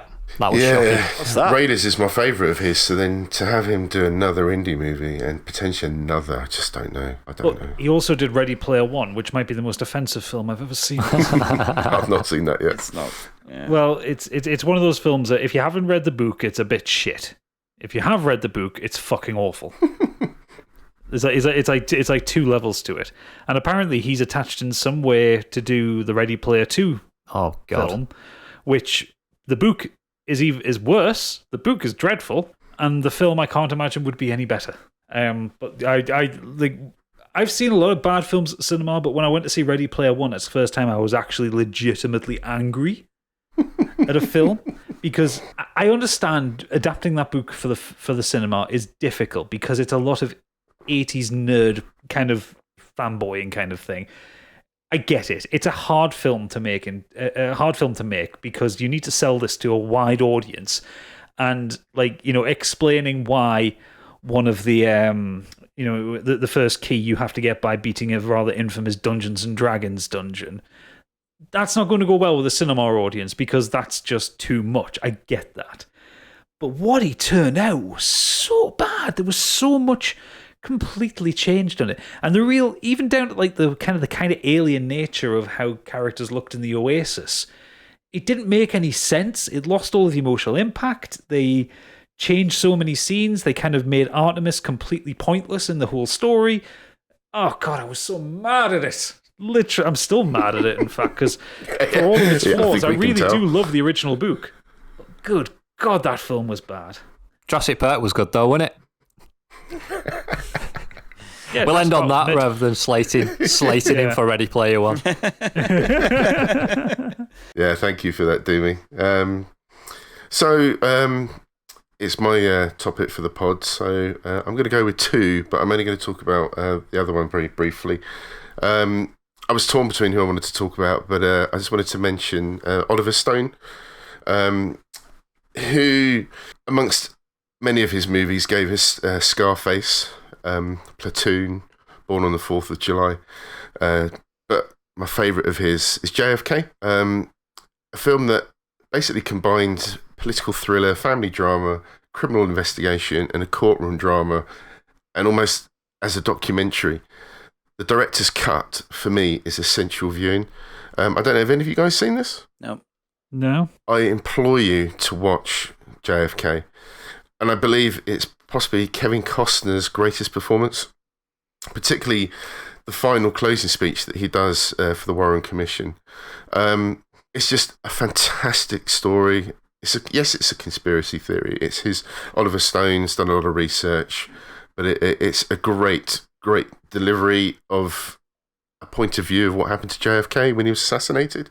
and the reasons behind it. It's tense. It's a long movie. If you want to see the director's cut, it's about 3 hours plus. And you do need to pay attention because there's a lot of information thrown at you. But I must have seen it 4 or 5 times, and I know it's a long movie, but I think it's brilliant. It's just fantastic tension for a story that really does make you think about obviously the fact that a president could be assassinated in the first place, because it's not really a common thing as far as I understand, looking at past history. So I just think the fact that this actually happened live, obviously, and television as well, is absolutely shocking. And the Zapruder film footage is also included in the movie, and it's as shocking as you expect it to be if you've never seen it. But I just, please track this film down just to make me happy that you've seen it. I think it's on Prime Video. Yeah, it's also. I don't know if the full cut is there, but it's great either way, whichever way you watch it. But I finally decided to go with a French-Canadian auteur that has basically built up his reputation internationally after the sort of, I'm going to say moderate success, but he actually did quite well of his movie Prisoner. And it's Denis Villeneuve. When he released Prisoners in 2013, it sort of brought his quality of work to the spotlight.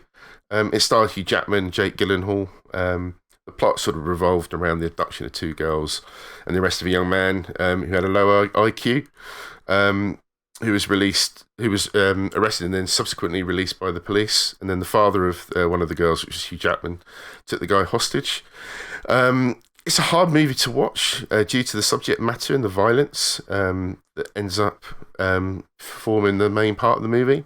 But Dennis managed to pull out a performance from Hugh Jackman, which I feel he hadn't quite delivered yet in any of the movies he's already previously appeared in. And I just felt that it was a side of Hugh Jackman that we'd never seen before. A really sort of subtle, emotional performance as a father. So if you haven't seen it, I do suggest you catch that. After the success of this, he ended up releasing Sicario, but I've actually mentioned that on the pod before, so I won't go into too much detail about that. But I implore you to watch Sicario if you haven't seen that. It's an incredibly tense movie to watch, but it's just so good. But his next movie after that was Arrival, which starred Amy Adams and Jeremy Renner. This film follows sort of a linguist who's enlisted by the United States Army to discover how to communicate with extraterrestrial aliens who arrived on Earth before any of the tensions led to war. Something about Dennis and the actors that he picks, he just, it's all about the performance. He lets the actors kind of breathe into the role. The movies are quite long, I think you find, particularly with Arrival and the final movie I want to talk about. He just has a great way of getting a performance out of the actor, and particularly with Amy, because it also deals with grief and the pressure on her character about how to basically try and communicate not only with an alien race, but trying to encourage 11 nations to work together to accept this gift that the aliens have brought with us before the usual military action of blowing shit up. The cinematography, he enlisted a guy called Bradford Young, who did When They See Us and Solo, a Star Wars story. It's fantastic because it's a lot of use of natural lighting, which was sort of perfect fit for this vision. The arrival of the aliens is beautifully done. And there's this sort of undercurrent tension throughout this movie, which I think is really well delivered. I don't know if you guys have seen Arrival. Any thoughts on that? Yeah, I've seen Arrival. The one thing I loved more of anything in that film was the design of the aliens. Yeah. Like, I loved that they were so unearthly and that you didn't actually get to see that much of them. It was mostly kind of their legs. But like, even kind of when they passed through into that kind of through the force field, and yeah, it just, everything about them was so ethereal and strange. It wasn't like your traditional Hollywood aliens where it's someone with different colored skin or someone with kind of a little bit of prosthetics on their head, or, the kind of your 90s Star Trek aliens. It wasn't anything like that. And I really, really appreciated that, because when you, like, that tension that you got in the first kind of half of the film when they get in. Amy Adams, it is Amy Adams, yeah. Amy Adams and Yes. and Jeremy Renner kind of get in there. Jeremy Renner. When you first see them, and you just see this kind of thing in the fog. And it's almost like a trunk of a tree, and they don't know what it is, and it moves, and it's just like shit. That's it. That's what they are. It's like whoa. It's like okay, we're sat here, and the way it's all presented and the kind of the framing of every shot is just beautiful. Yeah, it's very subtle, and it just I like again sort of very Ridley Scott. Funny enough, because leading to the next movie I'll talk about shortly, but they have a very similar visual style of sort of building that the universal, the world that they're trying to deliver there. I totally agree. And Stiggy, I think you're a fan of Arrival as well, aren't you? Oh, maybe not. I'm more a fan of all his other work. I've seen 5 of his films. I think he's only done 7 feature films. Yeah, it's not like the other ones are sort of indie stuff.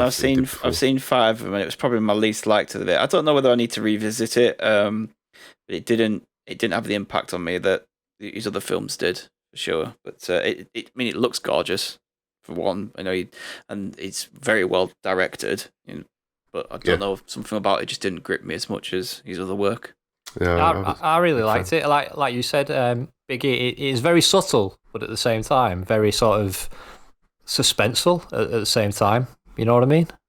It was a nice combination of the other plot to do with Amy and her family to be, and the aliens. It wasn't just about them; it was all about her performance as well. I thought it was excellent.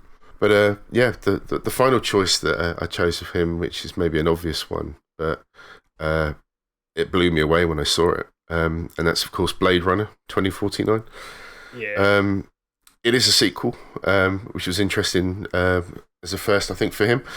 And stars Ryan Gosling playing K, a Nexus 9 replicant Blade Runner, who uncovers a secret that threatens to destabilize society in the course of civilization.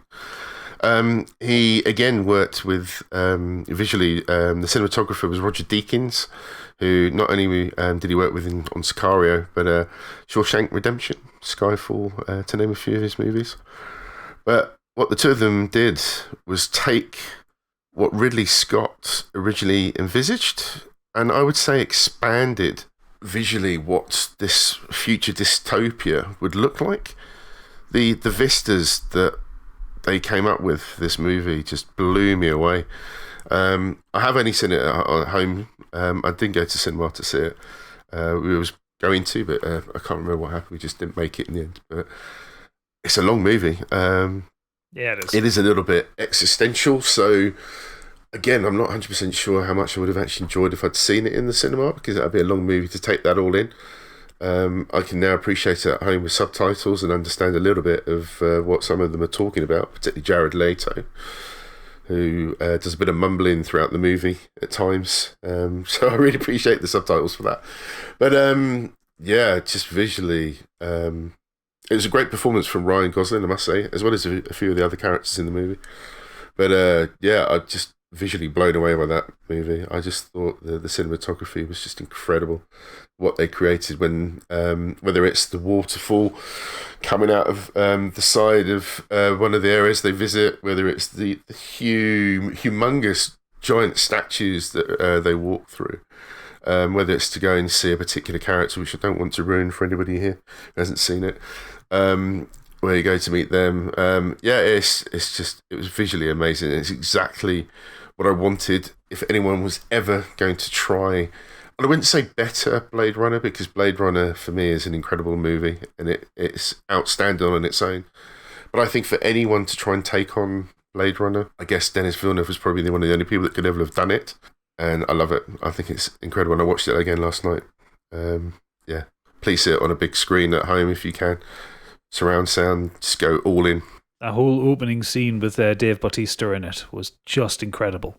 Yes. Again, just a kind of another little masterclass in like 10 minutes of tension. It kind of it did that same thing that you got at the beginning of Inglourious Bastards, where you had these just two characters talk and you don't really know what's going to come out of it at the end, but you know it's probably not going to be good. And I mean, it obviously cemented as well how good an actor Dave Bautista is. and how good a performance a good director can get out of him. Because obviously up to that point, we'd mostly known him for Drax. Guardians of the Galaxy, hadn't we? Yeah, as Drax, Yeah. which he's good at, but it's not the heaviest lifting an actor would ever have to do in acting terms, as opposed to muscular terms. But yeah, that sequence was absolutely phenomenal, and I love the change in visual style when they move out of LA towards Vegas, and it becomes the kind of that orange desert. Yeah. And it's the whole color palette of the film changes from that point. In fact, apart from the final, let's just say fight in the movie, a lot of it is at daytime, whereas Blade Runner was at night. The original, it was entirely at night. So apart from yeah, the it's quite interesting. 30 seconds of it. That film is just wonderful all over, and I get what you were saying. He didn't try to better Blade Runner; he just tried to expand it. Because when I first heard about it, I thought, why would you do a sequel to Blade Runner? Because the book didn't get a sequel. Yeah. And there isn't that much kind of expanded universe content for it out there. I thought it was going to fall flat on its arse. I really did. Yeah. And then I saw the trailers and I was really worried because the trailers picked up a few of the action sequences from it. I thought, oh no, please don't let them make an action film out of Blade Runner, because Blade Runner had action, but it was all very small scale, and it was all, it was two characters chasing each other mostly. And I'm really glad that he kind of threaded the needle between making something that was kind of... I know it didn't do the best it could have at the cinema, but it did pretty well. And it wasn't an out-and-out action film. It stood by itself as a film as well. You didn't really need to see Blade Runner to get most of it. Yeah. You just need to have an understanding of the major players. Absolutely superb film. He's got great... you've already said how good these films look, but he's just got a way of making his films look amazing, and he's so good at tension, building tension. He knows how to build tension so well in his films. Like you say, the bits in Prisoner where he takes the young lad hostage. There's the bit, the whole of Enemy. If you've seen Enemy, that thing is just it's an absolute headfuck of a film. But it's brimming with tension. I haven't had a chance to see it. Yeah, honestly, you come out of that film, you're just like, what? It's one of those ones where you have to sit and think about it and probably read up about a few things on theories and stuff, because it's just a headbutt. But the Sicario, obviously the car scene in that is pure tension. He's just so good at it, and I'm so looking forward to June, because I think he's got a wonderful cast. He's got an eye for just cinematography and direction, and it's going to look amazing. And whether we see that at the cinema or on the small screen, I don't know yet, but I am looking forward to June so much. And after seeing Blade Runner 2049, he was the perfect director to take on that job, because I've heard that absolutely. June is an unfilmable book before that, and he seems the trailers seem to show that he's got something there. So I think I think we've all seen the original Dune, and that would kind of lend credence to the fact that it would be unfilmable. But yeah, I'm cautiously optimistic. Like seeing the trailer and seeing the visuals on display, seeing even just like how the characters look, and that kind of reveal of the sandworm at the end. It was just like, okay, Dennis has got it right. Yeah. He's got it right. Whatever it's going to be, whether he manages to get the story across well, it's gonna look fantastic. Yeah. And I'm all for seeing it in IMAX. Okay, thank you everybody. So now we have Gadget with the reviews. That is The Inquisition. Yes, we put a call out upon Twitter asking for your favourite directors, and we got a fantastic response, if I'm perfectly honest. So let's dive straight in. Ben at XBenBlasterX on Twitter says, this may be because I recently finished a run of the new 4K editions of Lord of the Rings, but Peter Jackson is one of my all-time faves. He managed to bring Middle-earth to life in spectacular fashion, made a great monster romp in King Kong, and his recent World War I documentary was just incredible. I like Peter Jackson. Or rather, I would say I like Lord of the Rings. I didn't like the Hobbit films. I haven't really seen much else of what he's done. Like, I didn't see King Kong, but I heard it was good. Have you seen his early stuff? I like King Kong. Dead. I thought it was good. Brain Dead, Bad Taste. They are very funny. I've seen Brain Dead, but and you can't believe he did Lord of the Rings. I can't see how a director went from them to Lord of the Rings and absolutely smashed it with this huge epic. I'm the same. I can't believe it. He did such a brilliant job with Lord of the Rings. Yeah. They must, you can't imagine anybody watching Brain Dead and then going, "That's him. That's the guy." Yeah. He must have had the most incredible patter to be able to go to New Line Cinema and say, like, "Okay, this is what I've done. I want to take a cast of very expensive actors to New Zealand for 18 months to record 3 films back to back, release them once a year, and by the way, also set up my own special effects house in the process." Like, anybody would have thought he was mad. I went to that special effects studio when I was in New Zealand. Went to workshops. Me and my sister were there. And it's so small, really. Like, we just sort of found the address and just sort of started wandering around. And I just walked into the offices, and like somebody was like, "Can we help you?" I was like, "Oh, we're just like having a look around." Like, we just. It's like, you can't be in here. It's like, okay, sorry. It's like all these like Lord of the Rings, like orcs statues everywhere and things like that. It's pretty cool. In fact, I think I saw you in the background in The Hobbit. No, because The Hobbit's all CGI. Yeah, it's a cartoon. Rob Frodsham at Bob Frod.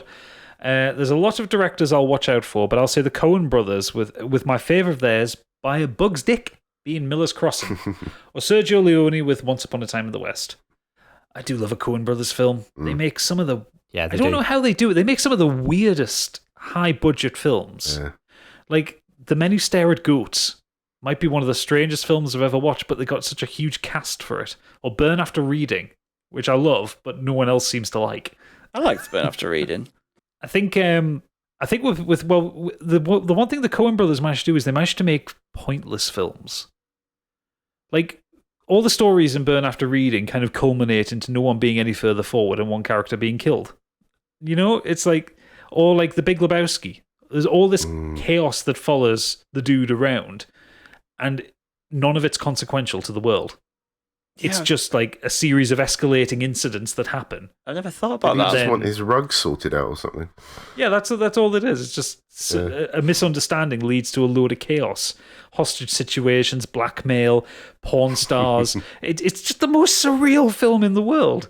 And I don't know how they get away with it. But it's brilliant. How it comes together is an entertaining film. Men Who Stare at Goats. That's the is that a John Ronson book? Yeah, it is, yeah. Because I remember watching. I can't remember if I'd watched the film or read the book first, and I was just like, I couldn't. I don't know. I think I'd seen the film, and then when I was reading the book, and it was like a sort of investigative journalism from John Ronson, I couldn't get into the fact that it was like real journalism. Yeah, I was like, I thought I've seen this film. And it's weird. I can't get that this is real. Like when I'm reading these words, so it sort of ruined the book for me. But I enjoyed the film.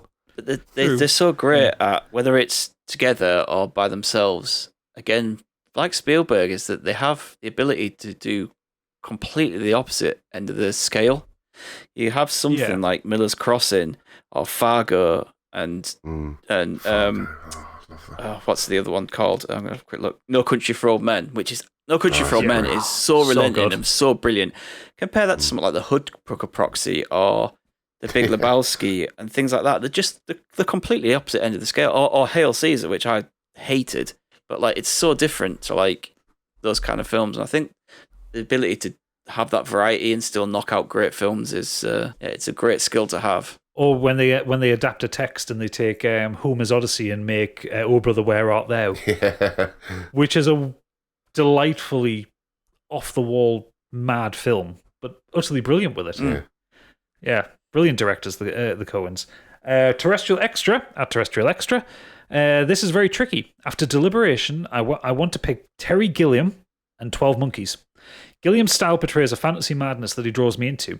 However, Kubrick's 2001: A Space Odyssey and The Shining, but then Coppola, Scorsese, Tarantino. I think Terrestrial Extra is having a crisis of confidence over his choices here. But all excellent choices, all excellent directors. All very different directors as well. Like, you know, I mean, the world loves Terry Gilliam, but you never put him in a list with Kubrick, Scorsese, Tarantino. Yeah, I was gonna talk about Kubrick, only because like he's directed one of my favourite films in Full Metal Jacket. Yeah, same here. I just love that film, but I got to talk about John Ronson again. Yeah, there was an article that he wrote in the early 2000s called Stanley Kubrick's Boxes, I think it was. I wrote it for The Guardian. And it was approached by somebody close to Stanley Kubrick and asked to go meet him at one of his estates. And he went, and every room in his estate was just full of these boxes. And each box was just full of like sort of research on his films that he'd done.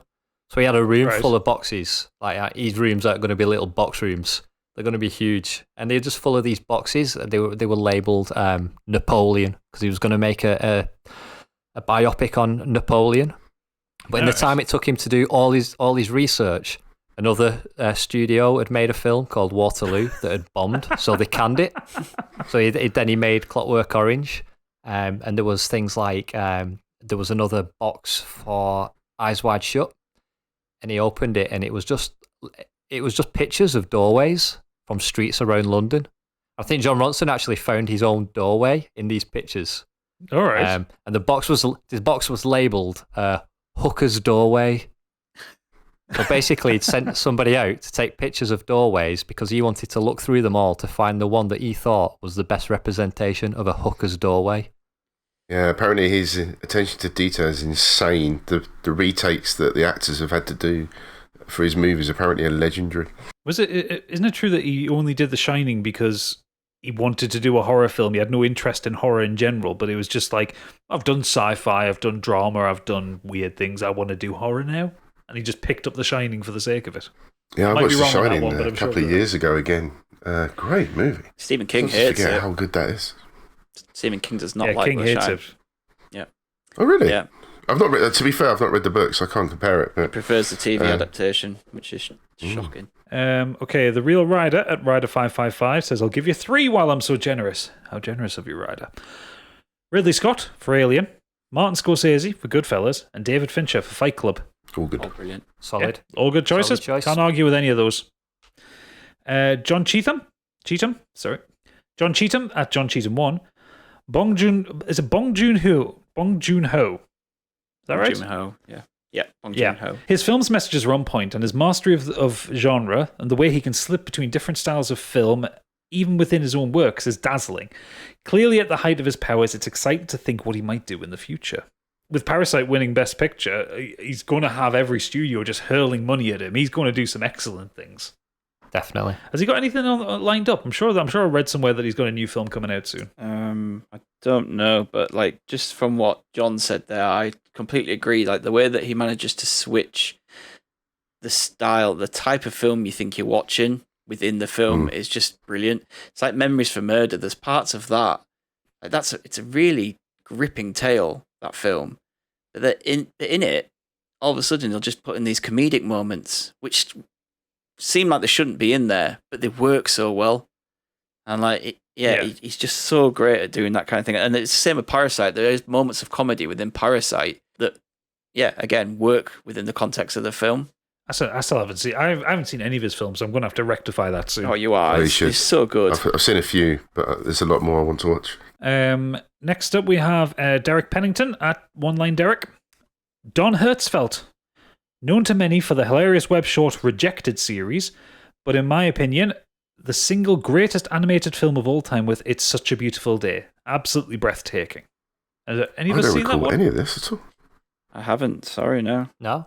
It's on my list. I'm going to check it out. Found an animated film that Stig hasn't seen. we will check this one out, Derek. We'll check your work. Yep. Yes. Lee Davies at Leroy Francisco. It's got to be Kubrick for me. His run of Dr. Strangelove, 2001, Clockwork Orange, Barry Lyndon, The Shining, and Full Metal Jacket is unbelievable. I mean, that's a pretty strong run.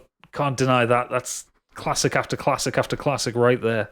Mm-hmm. Sneaky at I Am Sneaky. I can't really pick one. All my favourite films are scattered amongst many different directors. I guess George Lucas would be number one, as he's produced the classics, as well as Spielberg, but both have made some horrific films too. The feel of a film is more what I love. Think Moon. Okay, so Sneaky's kind of approaching from the idea that he doesn't like one particular director, but he likes the direction of a film. And Moon is an excellently put together film. One of my favourites of the last 20 years. Yeah, do you know what? I haven't Absolutely seen it yet. No, Oh, I it's feel brilliant. bad. It's Sam Rockwell at his absolute finest. It's seriously one of the best films he's ever acted in. And he's acting against nobody. He's on his own with a robot voiced by Kevin Spacey. Basically it for most of the film. Absolutely brilliant. It's what's his name, isn't it?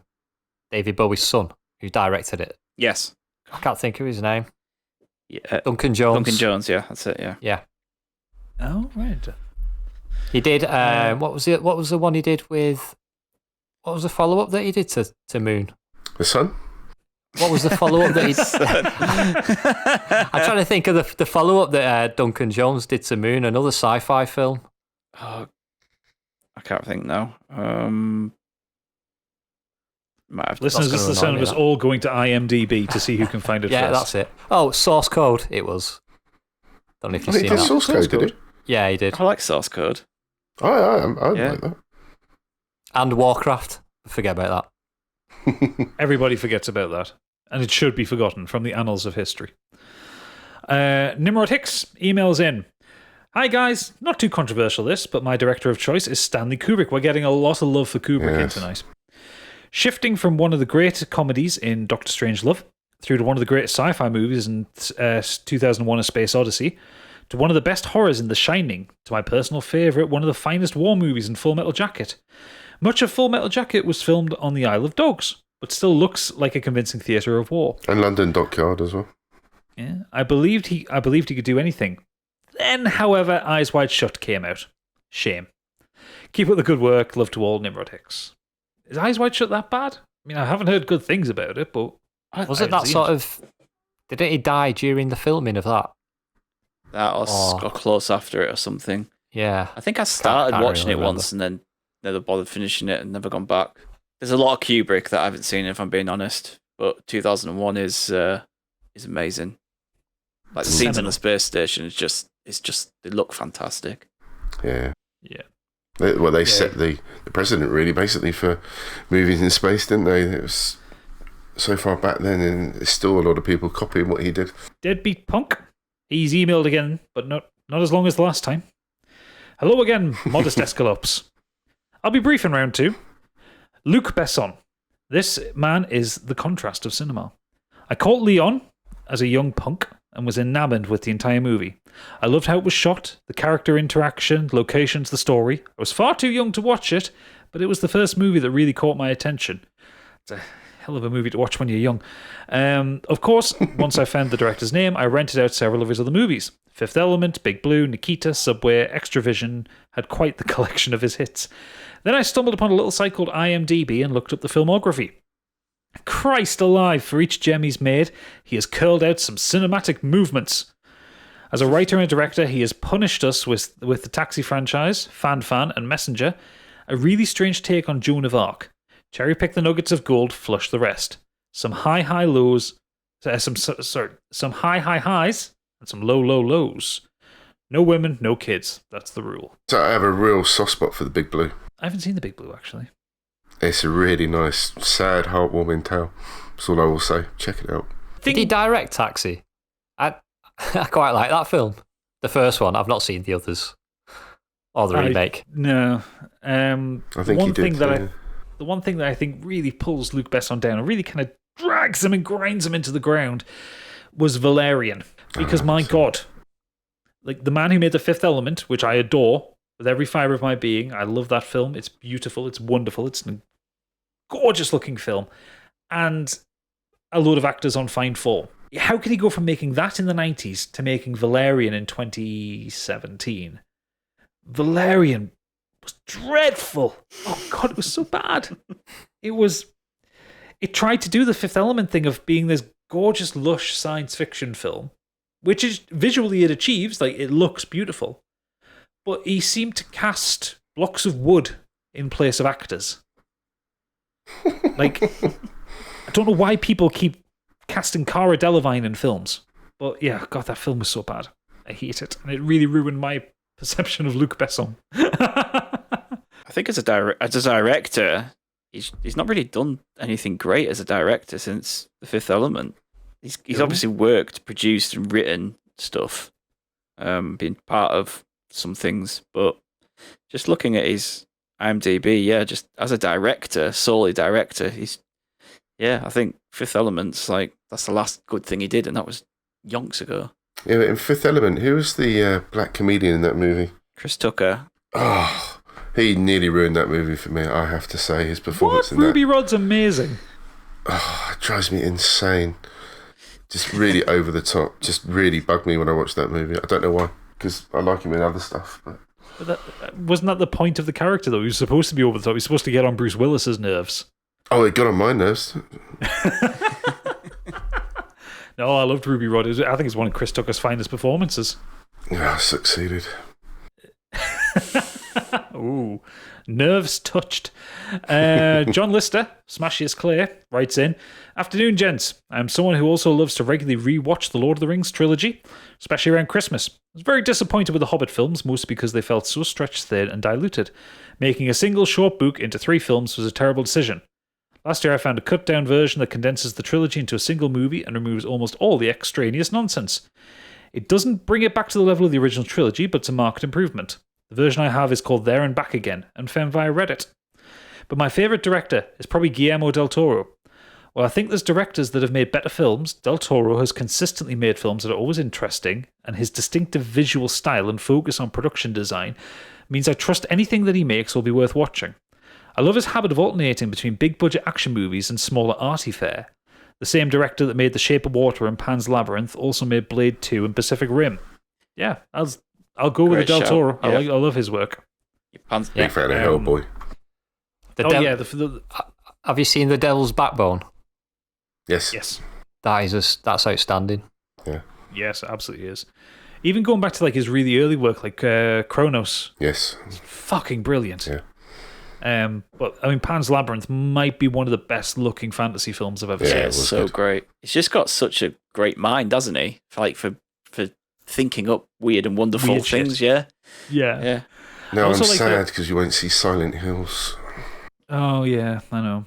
But I always like as well in his films that, okay, maybe take Pacific Rim out of it, but he relies a lot on physical props and physical effects. Yeah. Like when you think, like, if you go back to like Pan's Labyrinth, and like some of the most horrific scenes in that were guys in suits, you know? Yeah. They weren't CGI monsters in it. Well, Hellboy's like that, isn't it? Yeah, Hellboy's Majority of it, not the actual those little things they were chasing around for. That was CGI, but everything else I think in it was good. Yeah, there's some stuff which would be impossible to do with real world physics, especially when it comes to those kind of monsters. But yeah, like the fact that, you know, they could have CGI'd so much of Ron Perlman, but they didn't. Whereas when they did the David Harbour one, I think there was a fair bit of Hellboy himself that was CGI just to make it easier on him and stuff like that. You know, it's like everything. I mean, that's also like the difference of like 15 years between making the films, but yeah, the Hellboy films look great and everything looked real and chunky and like translated the comic book really well into physical space. Oh, so good. Del Toro is like a master at that kind of thing. Last up, we have Kurt Lewin at Angry Kurt on the emails. He's sorry for his late reply because he got this in as we were starting to record. He's getting later and later. Bad boy. So, but he's saying my favourite director would have to go to David Fincher. Even though he hasn't directed my favourite film, Whiplash, he has directed many that make my top 10, including Seven, Gone Girl, the Mindhunter TV show, and my favourite film of his, Fight Club. My mind was blown the first time I watched Fight Club, and even though some people like to deride it these days, I still think it's a banging film and very thought-provoking. Given my love for Whiplash and La La Land, I would say that Damien Chazelle comes in a close second, but Fincher pinches it. That's a hell of a thing to say. Fincher pinches it because Chazelle has only done 3 films and a mediocre TV show, and his other film, First Man, whilst good, I did not feel was anywhere near as good as Whiplash and La La Land. Fincher might have some less than stellar films too, but I haven't seen them yet. I like David Fincher. I think he's great. Seven. Yeah. Just, I love that movie so much. Dark as fuck, but amazing movie. And he's right with that's a Damien blind spot for Chazelle. me. Who's that, sorry? So, Seven is a blind spot for me. It's one of those Oh, films it's so good. You haven't seen I it? know. No, I ain't seen it now. Oh, mate. That takes precedent over Gremlins. Gremlins. That Yeah, Seven yeah. is so good. Seriously, you should watch it. It's brilliant. Oh, to watch that movie again Yeah. without knowing what's going to happen. Ooh, boy. I will add it to my list of things to watch. I mean, the thing is, people have talked about David Fincher on this podcast. No one's really mentioned Alien 3. Very good reason. Yeah, they all, like I said, even the greats have their off day. And it was his first film. He was practicing. Yeah, practice run. Yeah. Absolutely. What were you about to say there about Damien Chazelle there, Stig? I just agree with Kurt. I think he's got a bright future. I think Whiplash is amazing. I really enjoyed La La Land. And actually, Kurt wasn't as big on it, but I think First Man's brilliant as well. And Oodles really likes First Man. I know that as well. But I'm really looking forward to seeing what he has to bring to the table in the future, because he's very young as well. So got a long career ahead of him. It's astonishing that he's done 3 films and 2 of them have been Whiplash and La La Land. Yep. Because La La I Land haven't won seen best. Whiplash yet. La La Land won best Oscar, didn't it? No. Did it?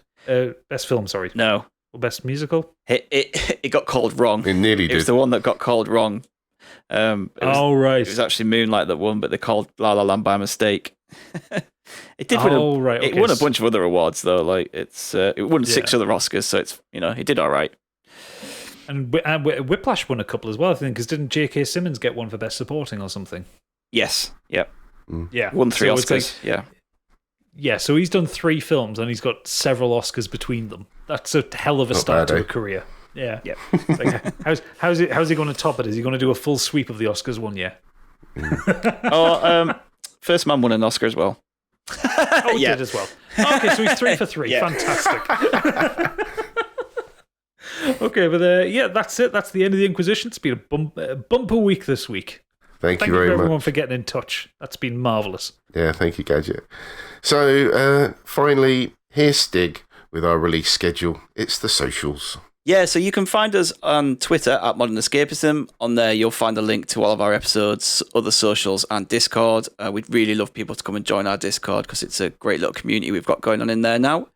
If you have any comments, you can either tweet us or email us at modernescapism@gmail.com. And we've also got a streaming schedule going on at twitch.tv/modernescapism. Tomorrow, Gadget is roping some salty sea dogs together in our first monthly group stream, and we're going to be taking to the water with Sea of Thieves.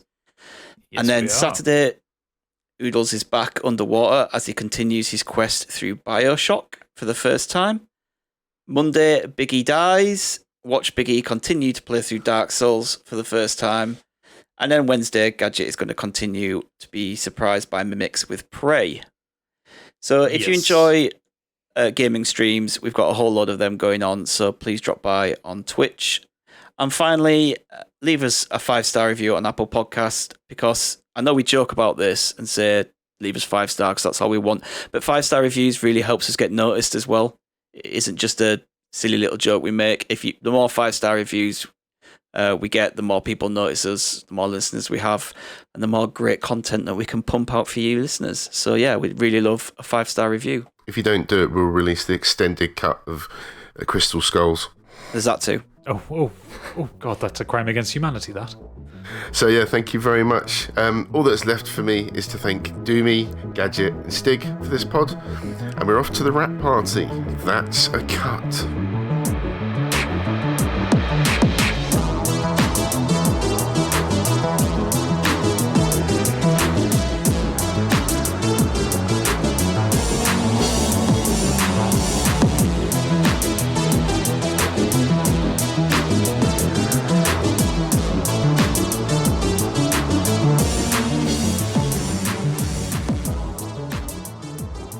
Cast out upon Twitter and asked who your favourite directors are. It was a pretty simple question, and as usual, when we put out a pretty simple question, we got a lot of answers.